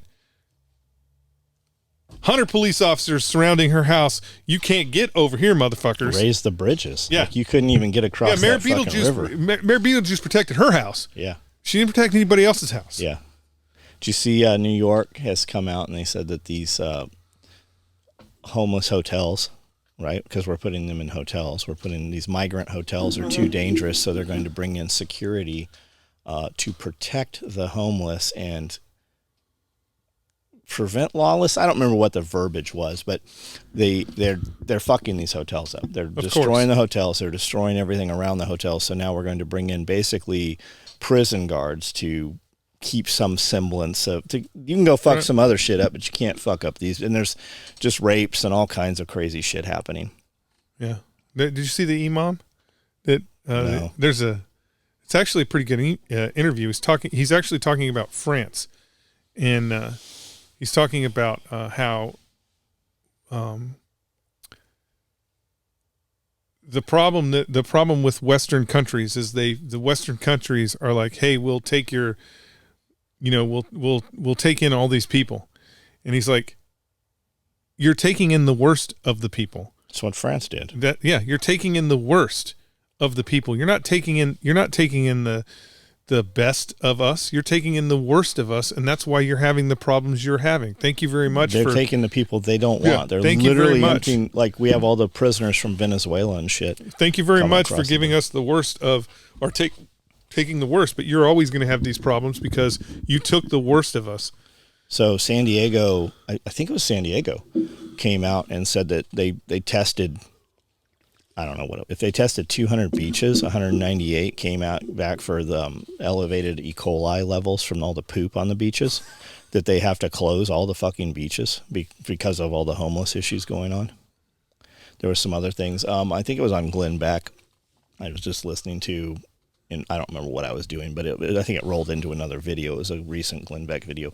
And he was saying that in China, they don't have any guns, right? No citizens can have guns in China. And they are now, you have to have all of your knives and cutlery even serialized. They have to be serialized and registered to even go buy a knife. Like you cannot any longer go to a store to buy the knife. It has to be engraved, and you have to go to a certain company. Now, I don't know how widespread this is through China, but listening to the dudes, the South African guys that used to ride around China on motorcycles, now that they're out of China, they're telling a lot of stories, and the stories are very crazy, like on par with the crazy stories that you've actually heard about China. Have you seen any of the tofu building? There's a couple of channels now where it's China tofu buildings, and it's just, again, China's about the fake cities. China's in trouble. Yeah. China's in trouble because it has raised a generation of individuals that do not see the government as their friend. Yes. And so they have these tofu it's called tofu building or tofu cement. And it's these Chinese, they're not kids anymore. They're probably in their 20s, late or mid 20s. And they're just going around to where all these fake cities and all these places are. And they're just going and they're pushing shit over, and they're trying to see they're going around trying to see the biggest thing they can just push over. And because these cities are built and left, there's no one there to regulate what they're doing. And so they're just wrecking shit. So I haven't seen that, but the South African dudes were going around all these ghost cities. Yeah. And I mean, it's like downtown Nashville type cities, right? Like legit fucking major cities. And while they're standing there, the whole side of a fucking building falls off because it's all just facade. It's paper mache. It's there are some urbex channels that were running around some of these ghost cities. They have full blown amusement parks. Yeah. Nobody's ever been in them because they're okay. The thing that most people don't understand is because China is so big, they're not constructing these buildings for people to move into. Correct. They're just constructing them to keep people busy. It's not just busy, but it's the economy. It's how they're the crazy thing is they're propping up their economy with fake structures, right? So they're building city where you literally you can go to a city that's just been recently completed and there's nobody there. The traffic lights work, the walk signs work. There's nobody there. And look out on the horizon and you can see the cranes moving back and forth. They're just building to pay those construction workers to keep the economy running. Scheme. Yeah, it's just a Ponzi scheme. Yeah. Yeah, it's crazy. Hellcat. Is that like a 410 shotgun pistol? Yes, that's why they call it the Hellcat. Is that really what it is? It's the Springfield Hellcat. 9mm. 9mm with a 410 underneath the barrel. What's that? For snakes and such. Are you fucking with me? Is that really like you're getting like a judge thing? Yeah. That's what I told him. Go with the 9mm 410 under. On an ankle rig? Yes, of course. Look at those skinny jeans. How many? Why do you have your shoes off? What's going on? Aren't you sponsored by Flag Nor Fail? I'm podcasting right now. With your shoes off? Are those F&F pants? Hey, you know what? Are you going to have Rob custom make one of your legs? Which leg are you going to carry it on? Are you going to cross draw to the left leg? Are you right-handed? Can we put an ankle rig on you and do a video of you trying to get to it? Because there's no way with those skinny jeans you're getting anything. There's no way. You know how he's going to have to carry an ankle rig with us? on the outside of the jeans. I know. I'm just thinking right now, if you put an ankle rig on, everybody's going to be like, what is that, a 44 Magnum? No, you just be like, you can't ask me that. That's a medical device. You're going to be printing like it's nobody's business. Do you ever have sex in the family bathroom? That's a weird question. I don't know what a family bathroom is. Okay, when you go when you go anywhere, mall, movie theater, Walmart, there's always that private bathroom. I was thinking that family bathroom. I was actually thinking that. So when you're in there and there's like screaming and shit coming out of there, and you come out and they're like, "What were you? You can't ask me that." Medical condition. I mean, sometimes that is a medical condition. Sometimes it is. So what is it really? What's that? Doesn't Springfield have some like cheap line of guns out? I keep seeing people mention them. I've never heard of them before. No, it's just this, everybody's got to have a striker fire handgun, and 410's the rage now. So everybody's got to have a striker fire handgun that's in 410. Okay, but what did you really tell him to get? That's what they have a 410 9mm. You get a single shot of 410 in case things get out of control. Who makes the judge? Isn't it Ruger? I don't know who makes the judge. Don't they have? And they have something. They have like the judge, the prosecutor. They have a bunch of them. They have a bunch of them, and they're all like shotgun pistol round pistols. They're all revolver 410s. Okay, what did you really look at? Springfield Hellcat. What? Hellcat. Okay, what is it? Does it look like a normal pistol? Yeah, it's just a little smaller than like the Glock 43. So why don't you just get a Glock 43? Because Glocks suck. Boom. I've heard too much. Glocks suck. You ever hit a hammer? You ever drive nails? Can you drive nails with a hammer? Yeah. You ever look to see what kind of hammer it is? Every time. What kind is it? Mine? Yeah. See, you don't even fucking know. What color is it? Doesn't matter. Wood. If it's yellow, it's DeWalt. If it's red, it's Milwaukee. If it's blue, it's East Wing. The difference is. Have you gone and looked at hammers lately? The difference is this, John, that you're comparing a hammer to a Glock. A Glock is a hammer. It works every time. It's a fucking brick. Works every time. So it doesn't work every time. The Glock is, they are a purveyor of their own fantasy, and you can go on YouTube right now and find 400 videos of Glocks not working every time. Do you know that Glock USA hit us up over sponsorship? I told them you wouldn't be interested. I'm not interested, Glock. Sorry. I really am not interested. Not interested in the sponsorship from yesterday's guns. You know why? High Point, if you're out there, High Point, you're out there, you want to sponsor this, just send me a t-shirt. That's all. I don't even care. No, bullshit. Just a t-shirt. Send financial. We can send discuss. High Point actually. You want to sponsor, send me a t-shirt. I'll wear it over my head. Whatever. High Point Glock actually interacts on all of our social media. Glock. We even know guys at Glock. I have clients that work at Glock that regularly buy shit from us. Glock has never one time interacted with any of our social media stuff because they know they're yesterday's pistol. High Point. I appreciate you guys. You can only fifth gen. You can only go so many gens before people go. 2 more serrations really wasn't worth all that money. Do you have a lever? Well, of course you have a lever gun, but a lot of I wanted to hook you up. I just bought a tactical. Well, okay, we can do it because I just got conned into a tactical lever gun. You just got conned. Yeah, I got conned. Who conned you? Just a random gun store in Dixon, Tennessee that was like, "Hey, this is what you need," and I was like, "You know what? I do need that." Because Who makes it? It's got a threaded barrel. Henry. Okay. Chisel Machining. They have an awesome Instagram page. Cool people over there. Chisel Machining hit me up the other day. They buy gummy bears. Oh, nice. Of all the things we make, nice. They buy gummy bears. Hey, we make a rig to hold all those lever gun bullets. They do know that. So Chris does some stuff with them. Chris runs our rigs. Chris Costa? Yeah. Chris Costa runs our rigs? He's the reason we actually made that particular rig. That's got to be like some beautiful... And I said, Chris, don't you want a utility pocket or medical? He's like, no, I just want bullets. So people ask me, they're like, hey, will you make a lever gun rig with a compact tear-off on it like you do the cop rig? I'm like, you get Chris Costa to sign off on it, maybe we'll do it. But if Chris doesn't say good to go, we're not doing it. Hey, the reality is if Chris says you don't need it, you don't need it. It's true. It's true. You don't need it. Chris doesn't carry a medical kit when he skydives, guys. What, Chris? What if you have to do some sort of in-flight emergency? Like, what if one of your buddies jumps out of the plane and gets caught on the wing? Chris will catch it. Chris will jump out, tears his thing. How are you going to do medical on the fly? Seen it happen. It's the same way they do air to air. Same way. I can just see Chris jump out. He'll clip the dude, throw a little thing, and then I can see him. He's just going to be ripping his belt off. It's going to be all sweet and in slow motion and putting that tourniquet on there. It'll be nice. Yeah, Chris, you should do that video. So anyways, they hit me up and they're like, hey, any of your guys have 870s? So I just saw this morning they're making a stock for 870s now. I don't know. It's going to be cool. I mean, what's it going to... It's chisel machining. It's going to be badass.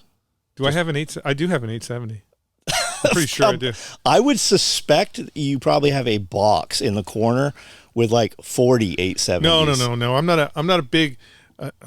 unfortunately, guys, I'm left-handed. I know. Greatest hand ever. Did you not buy all of the law enforcement trade-ins from an agency? No. Why would I buy all of them? Probably Eli. Yeah, that's definitely Eli. I wouldn't buy all of them. I tried to buy all of I think it's Aaron Police Departments.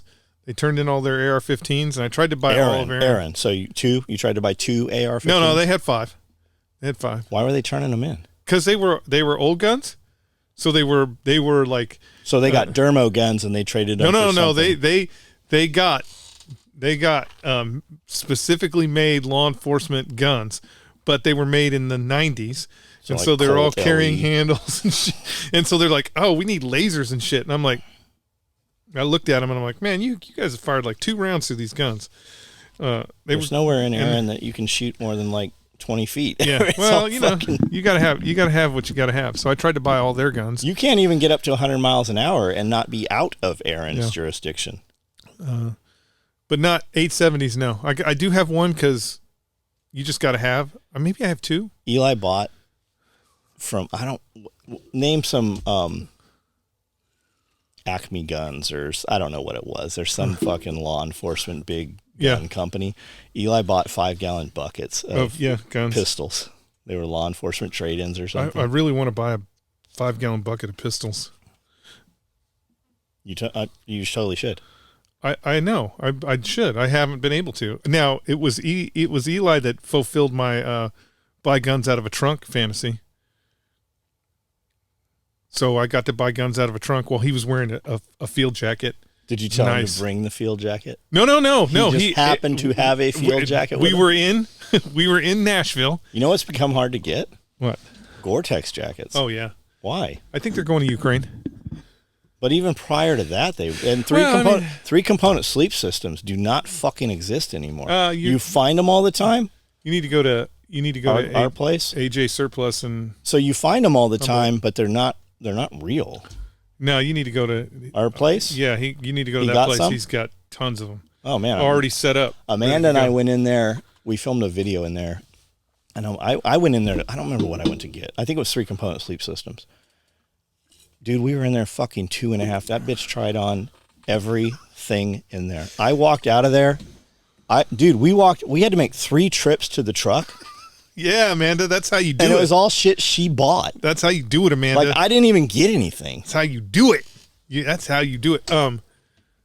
Yeah. Dude, did you see all the, what are those called? Tri-walls? What's the Tri-wall, yeah. Cardboard boxes? They're like 4 feet by 4 feet. Yeah. They had all outdoor research gloves. Yeah. But they had the poly liner, the silk liner, the mitten, the glove that folds back. Dude, there's 10 fucking pieces that go with the fucking glove system.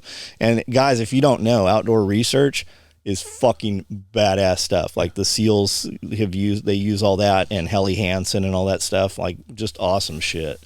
Like it used to be the ICWC system, the ECW Extreme Cold Weather Clothing System used to be like a 5-component system. It's like a fucking 22 component system now. It's got it comes with 4 different pairs of socks. Yeah, it's all that stuff is a mess now. It's a mess.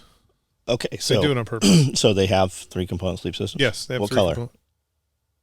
Well, the 3-component sleep system is... What? Go ahead. Are you not aware that there's a MARPAT 3-component sleep system? You didn't know, did you? It's rare.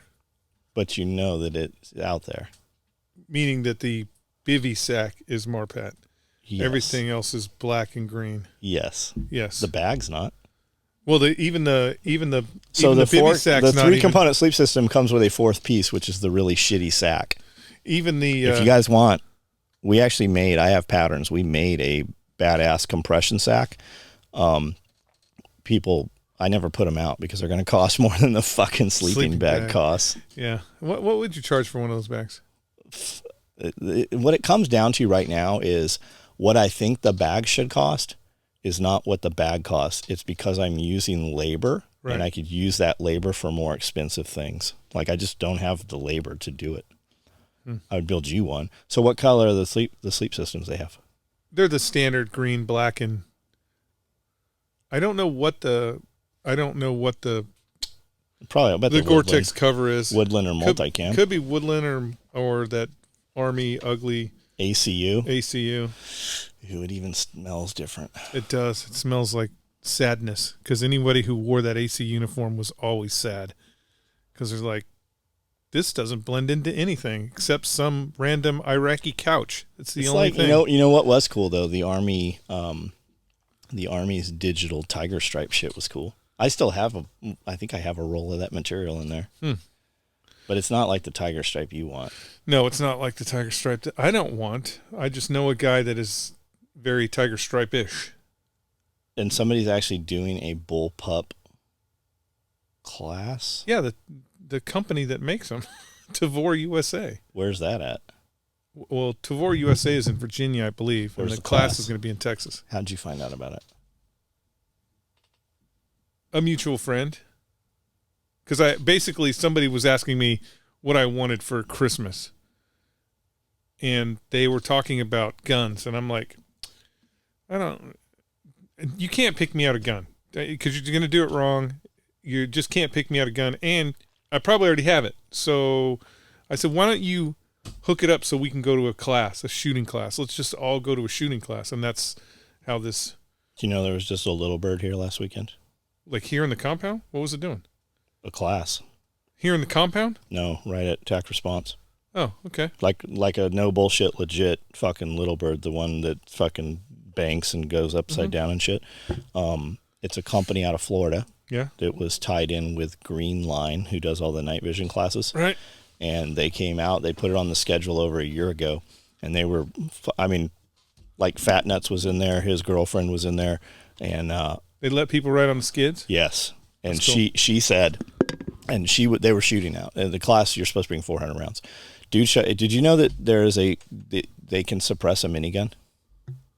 I mean, I don't know why you would, but I'm sure you can suppress anything. So I never thought about that. I thought it just means a lot of suppressors. No, it's one suppressor. Can't be one suppressor. I agree with you. However, it might be one huge suppressor. It's that has multiple. Maybe, and it has like teardrops on the fucking outtakes. Yeah, because. Anyways, there was a minigun there. Okay, there was a fucking full auto. They had some saws. They had like legit guns. But she was on the skids, and when they were fucking flying over, right over the wood lines, over the trees, and she's like, if I stick my hand out here, these trees will hit me, like that kind of shit. And they would kind of bank one way for shooter here, and then they'd bank the other way for shooter here. And as they would bank, you look and you realize that like the rotors are right fucking there. It's just like, it was fucking pretty cool, man. Oh, I'll bet. Like legit. Like we could get them out. We could use the same company.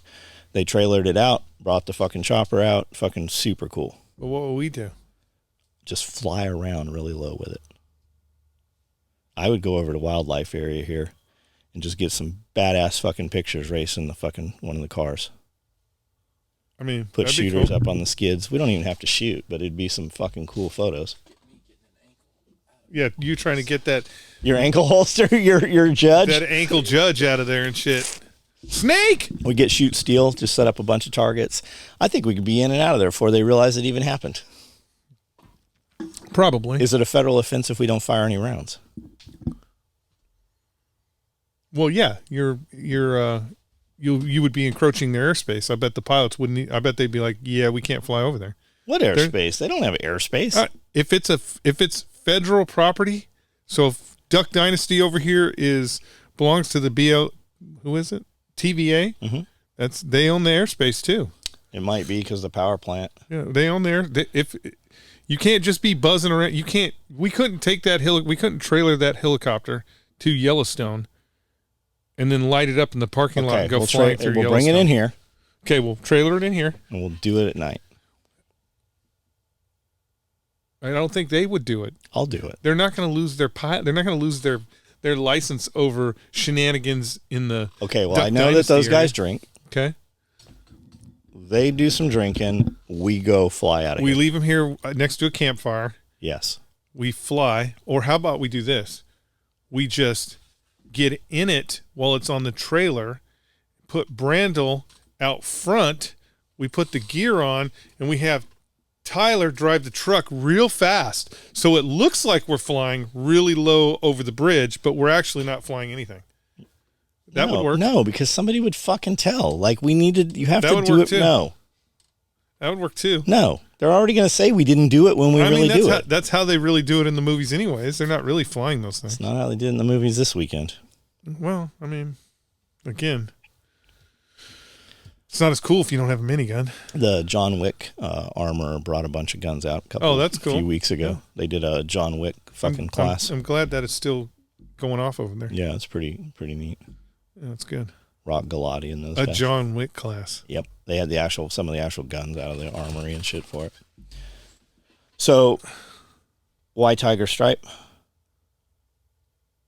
Because no self-respecting special forces dude wears anything else but Tiger Stripe. I'll bet there's no special forces guys wearing any Tiger Stripe right now. Again, the key word was self-respecting. There's no snake eaters left. Snake eaters are all gone. Special forces because it's illegal to bite the heads off of snakes now. Special forces is currently the biggest element in the U.S. Army. Crazy, I know. Sounds ridiculous, yes.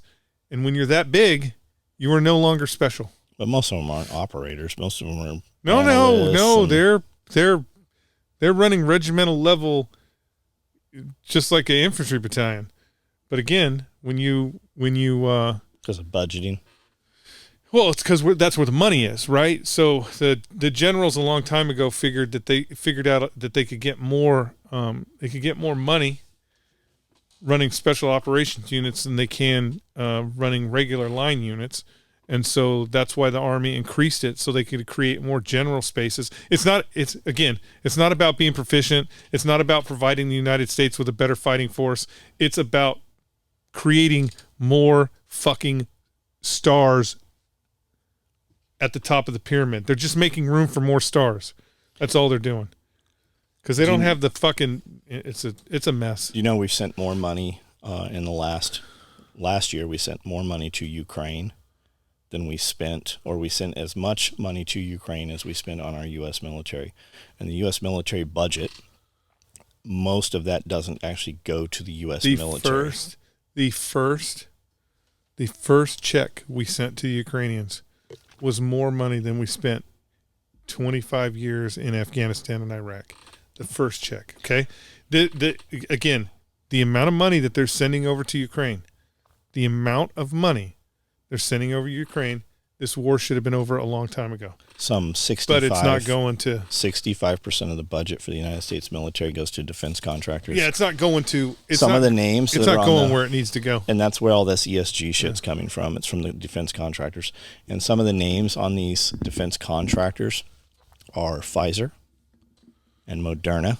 L3 Industries was one of the ones that I recognized that was on there. There was a list of them. And but L3 is making lasers. Sure. That was just one of the ones. Here's the thing that's crazy. This is the thing that's crazy, and everybody should be up in arms about. Is there are certain protections. There are certain protections for the Department of Defense. So when the Department of Defense goes to buy a $900 hammer, they have certain protections, and they have these protections in place, so it can't be a $2,000 hammer. $900, okay. $2,000 hammer, out of control. You can't do that. That's war profiting. We're going to kill your company. And these were in fact like $8 hammers. Well, it's just like the toilet seat lids. There are certain protections. Now, the Defense Department told all the defense contractors that those controls are not in place for the war in Ukraine. Those controls no longer exist for the war in Ukraine. Basically, the Defense Department said, hey, you can charge the Ukrainians whatever you fucking want for this equipment. And so what's happening is, here's the crazy part. Those protections were put in place on the Department of Defense so that taxpayers would get their money's worth. But now taxpayers are sending their money to Ukraine, and those defense contractors are like, yeah, I know it was $2 last week, but it's $10,000 this week. And who's paying for it? Not the Ukrainians. We are. We're paying for it. It's a fucking soup sandwich. Like, again, I don't know how we fix this problem. I mean, I would start, my personal opinion, I would start with fix this problem. With any flag officer, any general officer, if you have 4 stars, I would be like, you're fired. You're fired. Move the next 3 guys up and be like, figure out how to do this fucking better. And when I mean better war fighting. I don't need fucking, I don't need better barracks. I don't need better fucking runways. I don't need anything better. I need better war fighting. And if they can't do it in 6 months, you guys are fired too. Just get rid of them, because we've raised a whole generation of self-serving officers that don't give 2 shits about the warfighter. And if the warfighting experience is not again, the amount of money that the Defense Department gets is we should have dudes running around with fucking lasers and bionic arms. It should be so unfair. It literally, the tech is there. The tech is there and the money is there. It should be so unfair for our enemies that they're just like, fuck it, we don't need a military anymore. We can't. I mean, that's a fucking bionic robot that jumps over buildings. It's got a minigun. What the fuck are we going to do with that? That's where we're at. But the Defense Department and those fucking self-serving officers are just robbing the American people with bullshit. Just fucking, again, we've given M1 Abrams. You can have an M1 Abrams made in Turkey. They make M1 Abrams. We're giving M1 Abrams. General Dynamics makes them in Turkey. We're giving M1 Abrams to the Mahdi army, the Mahdi militia in Iraq. And their solution is another tank. Come on, guys. You need to be way ahead of the power curve. It's out there. The tech's out there. What do we even need a tank for if you have a helicopter? Well, again, the hard part about Air Force. So when you think about aircraft, okay, when you think about aircraft, like the Air Force tried to do this in the 60s, where they're like, you don't need an army, we have an Air Force. That's ignorance speaking. And the ignorance is you don't control any space unless you have boots on the ground. You can drop all the bombs in the world. I mean, we really did in Vietnam. We dropped all the bombs in the world and we still lost because we didn't have enough boots on the ground to sit on every street corner. And that's the same thing with, especially insurgency. How much of Vietnam was actually fought on street corners, like with town? Wasn't most of it? There was a lot of it. There was a lot. Yeah, Battle of Hue, and there was a lot of Battle of Saigon. There was a lot of big urban battles. But what we would do is the same thing that we still do, which is kind of dumb. What we would do is we would take units, and we would be like, "Hey, we're going to put this unit in the middle of the jungle right here as bait, and then let's hope that the insurgency attacks the bait." Now, a lot of people still fall for that. Like, it's amazing that people still fall for that. That here's this bait. Why don't you go? If you can destroy Khe Sanh, you will win the war, or whatever. And so they fall for that bait, and they end up smashing their heads against something that doesn't matter. Because in the big scheme of things, the U.S. military leadership doesn't give 2 shits about the guy that's standing on the street corner. At what level? At any level above the guys on the street corner with anybody with a star. colonels are usually, if you're talking colonel and below, they're usually pretty perceptive about what's going on in the actual battlefield. Aren't there still colonels fighting? But if you have, that's what I'm saying, because a colonel could still be in a base that's overrun. In theory, a colonel could still be carrying a rifle. It's not likely, but a colonel is still a master of that fighting universe. A 1-star general in the modern military has he's got a staff of 100 people. He doesn't even know where the fucking war's going on because he's got a house in Virginia and he's doing all this shit through text. They don't give two shits. All they're doing is politically aligning themselves so they can have a fucking job talking on CNN about the next war or some job at Raytheon or this next secretary of... All they're doing is playing politics. They're not playing warrior. We don't have any MacArthur's or Pattons or, we don't have any real warrior generals anymore. They're just all politicians, and they should all be fucking fired because they're doing a terrible job. We haven't done anything in the last 20 years to advance the force to the next level. We're still fucking around with last year's... Not only are we fucking around with last year's shit, but we're not training the guys to be proficient with the tech that they have. I'd say we actually went backwards. I don't know if we went backwards. I wouldn't say we went backwards, but everybody is trying to be equal with us, and it should never be the case. With the amount of money that we spend, if there wasn't graft and theft, again, dudes should be wearing bionic suits, jumping over buildings and fucking armed flamethrowers and shit, and people should just be like, we don't want to mess with them. But we're not doing that. We're wasting millions and millions of dollars of money on this fucking war in Ukraine. We're not improving our tech to the level it needs to be. Did you see the abducted child that showed up on base on Camp Pendleton? Yes. How old was the child? 14, I believe.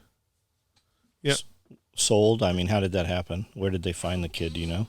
I don't know where they found, but they arrested... somebody in a barracks with they arrested the Marine.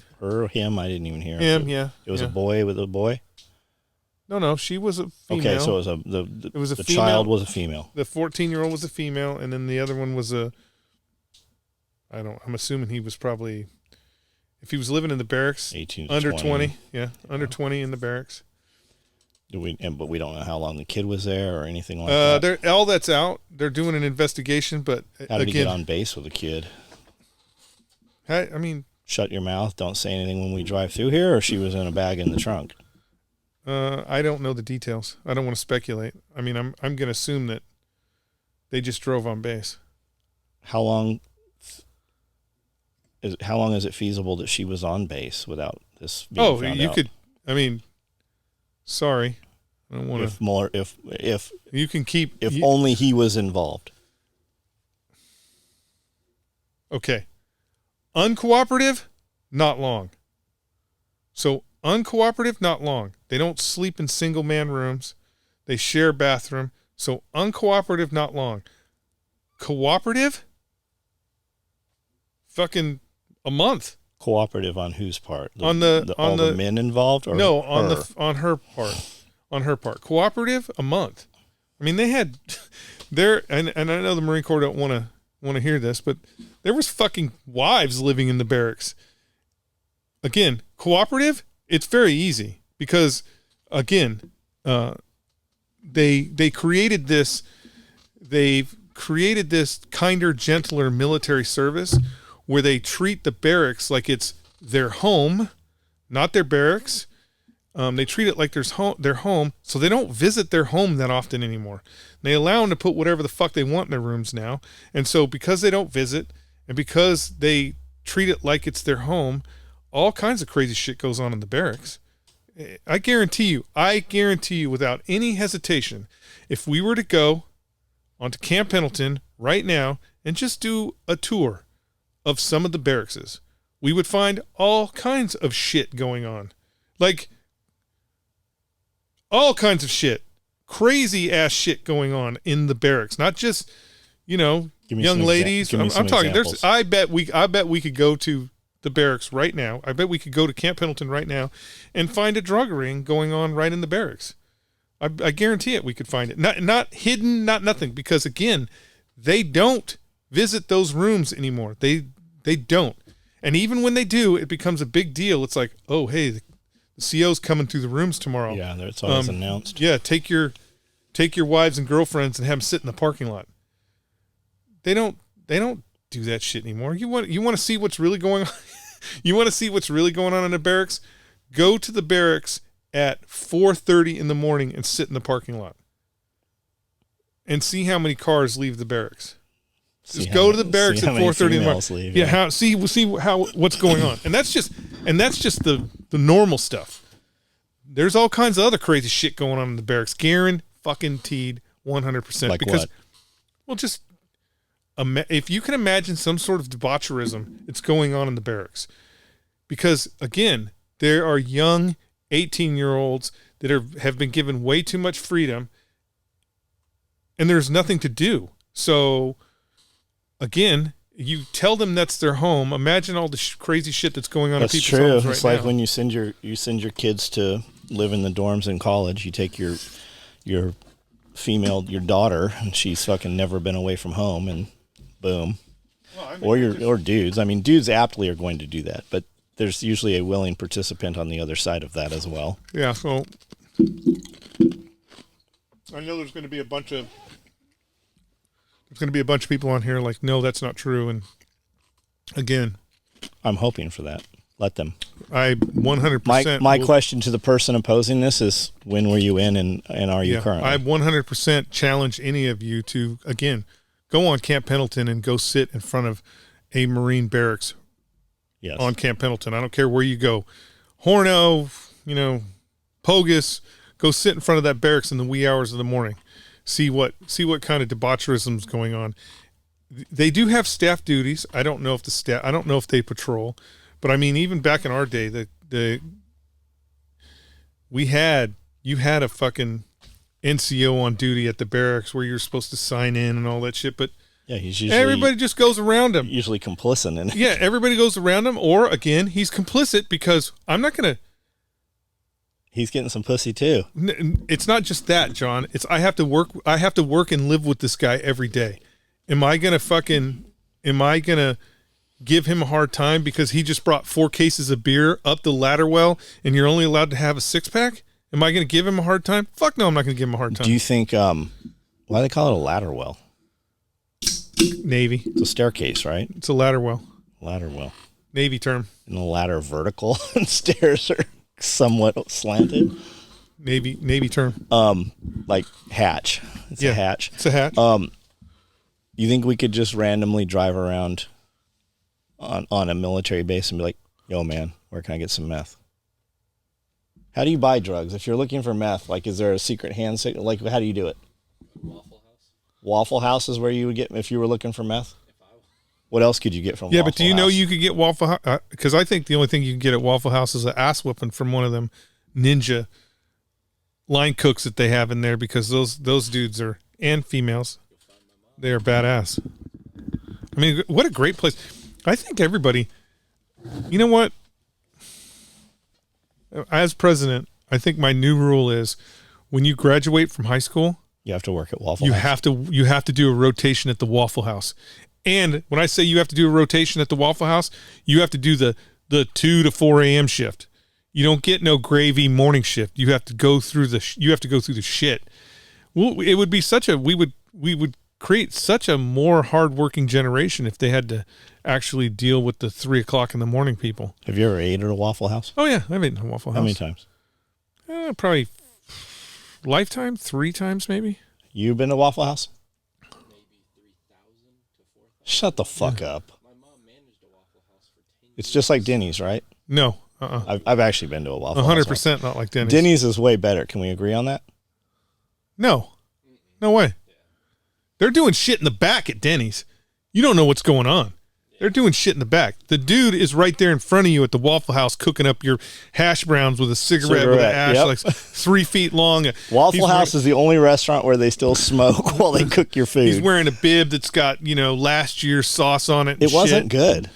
Hairnet. It just wasn't good. Hairnet. I would expect the Waffle House to have several options for waffles, okay?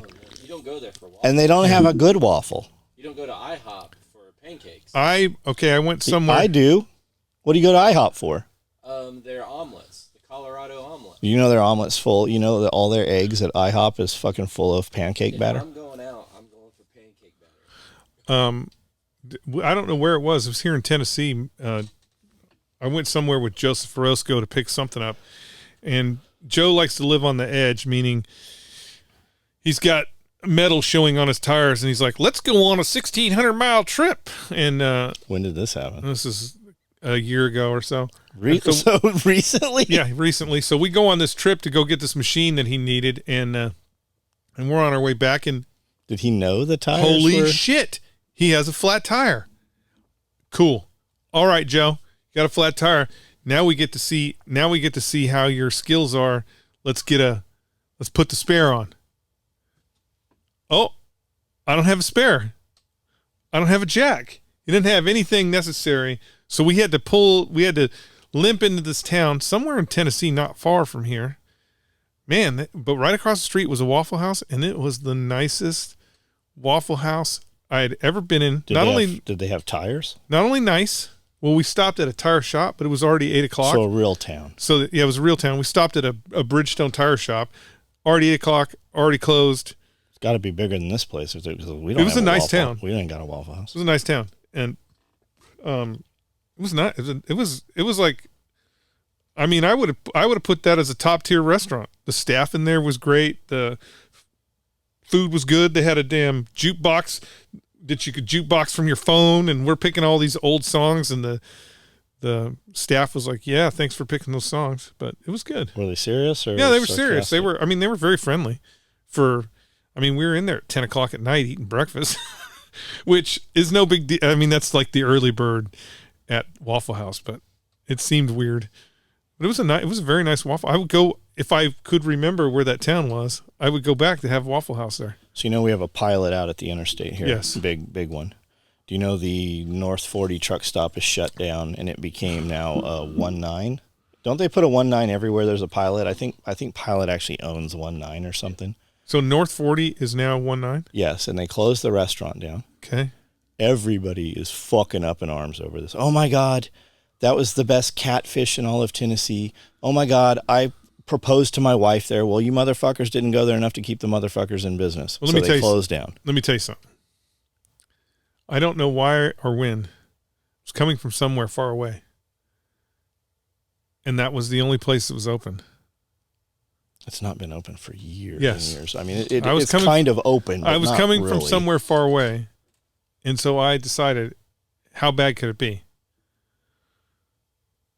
The buffet. Well, they had the buffet, but I didn't eat the buffet.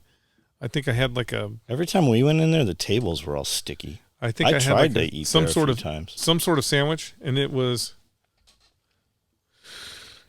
north of hideous, really. It was north of the worst food. Was it chess? I feel like was it a chess sandwich? No, it wasn't a chess sandwich. Do you know about the chess sandwich? No, I don't know about chess sandwiches. What's a chess sandwich? It's cheese, duh. Oh, like the chick had spelled cheese wrong. I actually feel like that you order food, and then they walk over to the gas station side, and you know those heaters with the chicken that's been in there all day that they just grab that food and then just fucking bring it back over. So, or the egg salad sandwich has been there for six. It's been there for 6 weeks because you marked it last time you were in there. I am sorry that you proposed to your wife there. I'm sorry that you thought that was appropriate. The 19's over there. There's like right, two. The 19. I've been in there a couple of times. We stopped just to see what was there. Just to what it was, because they remodeled it for like 6 months. It's pretty nice, There's 2 employees in there. The employees do not assist or do anything with you. It's all self-checkout. You go in there, and I think the employees are just there to kind of give you the idea that you can't steal, but it's all self-checkout. And the restaurant side's not open. Every time you see somebody comment, they're like, I got water in my gas. It's terrible. I can't imagine that they have like old gas. Like it's pretty new. Like they did a ton of fucking work on the place. So, but people are not happy. I don't know why you would go there when you could just go across the interstate, literally a couple 100 feet, and be at the brand new place. But anyways, they're supposed to put, and who fucking knows, but they were supposed to put a Denny's in there. And there's supposed to be something coming, like the restaurant area is not open there. Do they have Denny's in 19s? Not that I've seen. No. I don't know. They're always at like a Pilot, I thought it has Denny's. Yeah. Something bigger. Where's the Denny's that we ate for Christmas? In Jackson. And I think it's a Pilot. Yeah, I think so. Or is it at that, what's it, Flying J? Flying J, maybe But that's what it Pilot is. owns Flying J also. Got it. Got it. The Flying J Denny's. Yep. Wonderful. Hey, maybe Denny's. You want to? We'll throw a big D up here. You want the little secret? So we were coming back and we stopped at Pilot to fuel. When we come back in town, we stop at Pilot. And I'm like, let's get Arby's. So normally, and I just kind of say it like fucking around. She's like, fuck no, I'm not eating Arby's. We have real food at home. So we stop at Arby's. And on their billboard or whatever it is, their menu up there, it says Wagyu hamburger. like there's any fucking Wagyu meat in this fucking hamburger. But I ordered the Wagyu hamburger. There's not a fucking why wouldn't there be? Because Wagyu is sold by the ounce, real Wagyu beef. But Wagyu steaks are sold by the ounce. Wagyu hamburger is made of Wagyu steak. No, it's not. A cow has more hamburger than any steak. Correct. It has. And so, you're right. So there's no again, if John is going to pay a ton of money for a Wagyu steak, he's not. It doesn't matter if it's Wagyu or not. He's not going to buy Wagyu hamburger. Anyways, Arby's. We bought. Shout out on your Wagyu. We bought this Arby's Wagyu hamburger. Yes. Fucking delicious. If there's no whatever sprinkle they're putting in there. Did it taste like it was massaged? Delicious. Yeah. Delicious. Like massaged. Delicious. Beer. So much so. Last night I'm like, let's go get Arby's. Did she fall for it? Did you go? Okay, so we go to get Arby's. Uh-oh. And I buy the Wagyu hamburger. Doesn't taste the same. And I buy the smokehouse thing. I don't know what it is. It's like whatever. What's that stuff that Arby's shaves off? Roast beef? Maybe. I mean, is it really roast beef? Whatever it is. But it's got some goo on there. It's got some sweet barbecue sauce. Okay. Delicious. So you're sold on Arby's? No, I can't go for at least another 6 months. Okay. Because I'll go all the time. Like, it was really, really good. So good that it has to be fucking horrible for you. Like, I really thought that I wasn't going to... I'm like, this is too good. Something's going to... I'm not... There's no way I'm getting up in the morning. Something's wrong, right? Something's going to happen.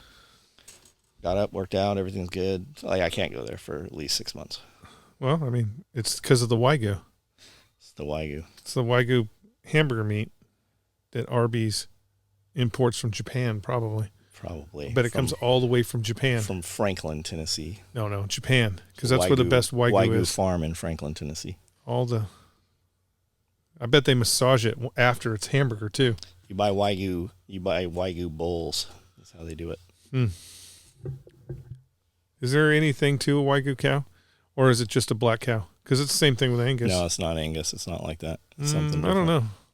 I bet it is. I bet it's something silly. No, it's like if they feed them beer and they fucking don't let them run around. There's a ton of shit to it. Yeah, no, I get it. But can you do that with a white cow and it still be Wagyu? Can you do that with a brown cow and it still be Wagyu? I do not know the answer, but I know the guy that has the answer. Who's that? Chef Andrew Whitney. Chef Andrew Whitney. Where does he work at? Currently, I don't know. He was the head chef for all those restaurants on the Gulch. Cane Prime, Whiskey Kitchen, Moto, Saint Anejo, Virago. Nice. When we would go to Virago and like that giant plate of sushi came out, I'm like, I didn't order this. That was compliments of the chef. Yeah. That's nice. How we met him. But the owners of all those restaurants bought Wagyu bulls and set up a farm, or had a farm. I believe this is how it goes in Franklin. They sent Andrew and a couple of other dudes to Oklahoma or Ohio. There's some like super like butcher stockyard thing. And they spent weeks and weeks or months there learning how to cut these and learned all the things cow and butchering and everything. So he is not any longer, last I heard, he is no longer the chef. He is running this farm. That's nice. And that's all their meat comes from. I believe they produce all of their own beef. That's the way to do it. Yep. Locally raised. Yep. Farm to fork. And they already were doing farm to fork stuff. That's the way to do it. Like when you went in there and had anything bacon, it was always Benton's bacon. All the tomatoes came from within like 10 miles of there. That's the way to do it. That's the way we should be doing it. Instead of this corporate nightmare that we've created. Well, they can't control you if you do that. They can't control you. There can't be corporate money if everybody produces their own food, right? No, I know. You could, in theory, within 5 miles of your house, if everybody just had a few chickens and grew a garden, you wouldn't need all that bullshit anymore. You also wouldn't need all the chemical support to keep you alive from all the poisons and shit. It's all by design. Okay, so where were we? Gas stations. No, we already did the gas station. Back to bullpup class. What about it? What is it? What do you mean? It's just a Tavor class. So it's a fighting rifle class with bullpups. With Tavors, yeah. And out of everything, this is what you have chosen. Yeah, why not? Who's teaching it? Some Israeli.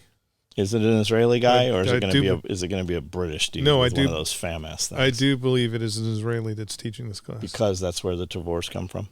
The Tavors do come from Israel, yes, or not. They're made in America now, but yes, that's where they originally came from. Is your Tavor the exact same as what Israeli people have? No. The Israelis are doing. The Israelis are still using SARS. They're not using X9. I mean, they might be using some X95s, and the Israelis are using 10-inch. They're using short guns. They're using little teeny briefcase Tavors. Like a P90 thing? Kind of almost about the size of a P90, yeah. So is the only difference between yours and theirs just like the difference between an M16 and an AR or an M4? Like it's the same fucking thing, really? It just doesn't go fast? Not really. It's a big difference to go from... It's not the same as going from I guess it would be the equivalent to going from a 20-inch, a full-size AR, a full-size M16 to an M4. It'd be kind of that equivalent. But again, you're using a 10-inch, a 10.5-inch barrel. Their guns are, I think they're 10.5-inch barrels. So if you think AR-15 10.5-inch, right? Their gun is a full, like 6 inches shorter than an M4 10-inch.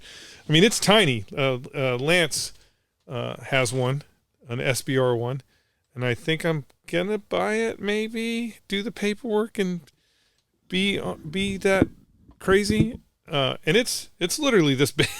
Like it's almost shoot your finger off. Short. It's almost too small. But again, if you can only have one rifle, yes, has to be an AR-15. Okay. What length AR-15? If I can only have one, universally I would go with a full size. I'd go 20-inch. Really? I'd go with a full size. I heard Wrangler start talking about this. So I can have max. His take was 16. Yeah. So I can have max velocity. Because again, you're saying full. If you're, and I'm kind of surprised Wrangler Star would say 16, being out like such wide open areas, you know. Well, I'm sure that Wrangler Star has the same problem that we have. I'm sure he has the same problem that we have. When you say he could shoot some distance, it's probably, he probably doesn't have. You're probably going to run into scenarios, even in his area of the world, where the distance are actually very short. Right, they're not very long. And fucking trees. I mean, he lives in the damn woods. Yeah, I guess the 16 would be a compromise for 16 would be inside the building, outside. But I'm a big believer. I'm a big believer in the max velocity of the 223, and that's what makes the 223. The only thing that makes the 223 acceptable is max velocity. Being able to put that velocity out there, and again, I was in the old Marine Corps. We building cleared with fucking 20-inch guns. We fought everywhere with 20-inch guns for a long, long time. I mean, shit, In 2008, I had an M16A4. So is an M4 sized weapon system that much better? It looks cooler, but is it that much better? 14 is a 14 and a half that much better? In certain circumstances it is, but in other circumstances it's lacking in velocity necessary to reach out and touch people. So why do you call it a 223 and not a 5.56? It's just I'm just getting my civilian and military stuff. You know, I call it an AR-15 and an M16. It's just it's the same thing. Can't one of the bullets not supposed to go in the other? No, you can put, if you were talking about an AR-15 type weapon system, you can put all those bullets in all those guns. Whether it says 223 or 5.56. Yes, it's an older gun. So if you've got your Ruger Mini 14, if you got your A-Team gun and you bought it in the 80s, there are some questions of whether the 5.56 pressure will be too much for that A-Team gun. Now, I've never seen, again, I'm not looking for it because I don't run a Chrome Mini 14 with a folding stock. 5.56. I'm not running a Chrome Mini 14 with a. They're all, if you want to see everyone in the world, Department of Energy has them all. But all the nuclear power plants have them. So I'm not really looking, but I've never seen a Ruger Mini 14 that blew up because somebody put 5.56 in it. It's the problem is the way they rated them. So one is, when they talk about pressures, one is cup and one is SAMI. And so it sounds different, but cup and SAMI are different. It's like comparing eggs and apples. They're not the same. So if I say, like a Ruger Mini 14, if I say a Ruger Mini 14 can withstand 50,000 PSI, I'm using different numbers for an M4 when I say an M4 can withstand 50,000 PSIs. Those numbers aren't correct. I'm just using them as examples. So they're not the same. So when you compare them, it's kind of hard to compare. Old guns, like if I had some sort of bolt gun from the 1940s, I wouldn't put 5.56 in it. But then again, they built guns better back then, so it might not. I mean, that's an argument that keeps going. Here's the thing: that's an argument that goes on and on and on in the internet sphere about 223, 5.56, 308, 7.62. Well, I'm sure it's about to go on some more. I'm sure it is. I'm sure it is about to go on again. And here's the truth. The truth in my life, I have cross-pollinated every fire I own with that ammunition, and I've not had a problem with my 7.62 guns shooting 308. I haven't had 308 guns shooting 7.62. I haven't had any problems with my 5.56 guns shooting 223, and I've had never a problem of any of my 223 guns, to include my Mini 14, shooting fucking green tip. I've never heard the 7.62 308 thing. It's the same thing. They're a little bit different. Well, somebody will be along shortly to tell you you're wrong. Well, I don't care. I'm not going to look at your comments anyway, so you can say whatever you want. I'm just going off of personal experience and actually going down those rabbit holes. And when you really go down those rabbit holes, unless you have some fucking they're still commenting on the 4-mag war bag. That's all right. Fucking every day I get notifications of it. Unless you have some sort of really weird, I don't know, some weird lightweight 308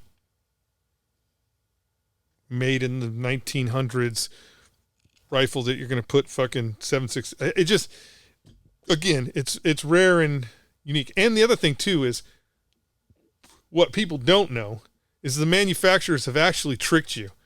The manufacturers have tricked where they're taking 5.56 and 2.23s and making identical loads. There's no difference between, like, Hornady is an example. Sorry, Hornady. I would use you as an example, but I really like your ammo. There are manufacturers out there that will have identical loads. Yeah. One box will be labeled 223. One box will be labeled 5.56. If you go shoot those loads and you chronograph them, they will be exactly the same. What they're doing is they're manipulating that crowd that's like, oh my God, my Ruger 14, my Mini 14 can only shoot 223. And then you're like, what? They have 62 grain 223? Let me buy that and shoot that through my gun. It's the same as the fucking green tip. Do you remember the low recoil 12 gauge rounds? Yeah. They couldn't sell them. Like, nobody would buy them. They took them all and reboxed them, and they called them 12 gauge tactical. Yeah, tactical. And then everybody they went wildfire. They had to ramp up production on them. Yeah. Yeah, because that's ego though. Yeah. Ego. You're supposed to shoot 3-inch magnums every time you shoot your shotgun. That's just ego. Okay, Tavor class. Tavor, yeah, Tavor. And we're going to do some rigs. What rigs are we doing? Well, I would like one in Tiger Stripe and one in Woodland. What rig? I don't know. Same as the one you already have? No, I mean, it could be... Not a chest rig? I don't know. It needs to be... I was thinking something chesty with a dangler. So chest rig, like the 8-mag stack that you have scaled out to 22 mags? No, not 8-mag stack. What? I don't know. I'm thinking... You got to tell me if I'm going to build it. I'm thinking they only need to carry 4 mags. It doesn't need to be ridiculous. Okay. But I don't know. I'm open to suggestions. I'm open to suggestions for this because this is just. I don't make a 4-mag rig. You don't? What would you put the dangler under? Any of our chest rigs. Our micro rigs all take a dangler. Those hold 4 mags, but they've got a utility pocket on them. I mean, that might work. Micro rigs might work, but I thought maybe you want the brand new low scalable. I don't know what that is. Holds 3 mags. No, 3 mags is. But you can hold 6. You can hold 6. You could do 3, 4, pistol mag. Oh, so you can duals. Yeah, you do those. I mean, that might be cool. It'd be super cool. I just, you won't see much Tiger Stripe on it. It just has to have a hint. Just as a hint. You just have to walk past. You're like, yeah, I smell Tiger Stripe. That's right. I smell snake eaters. All right.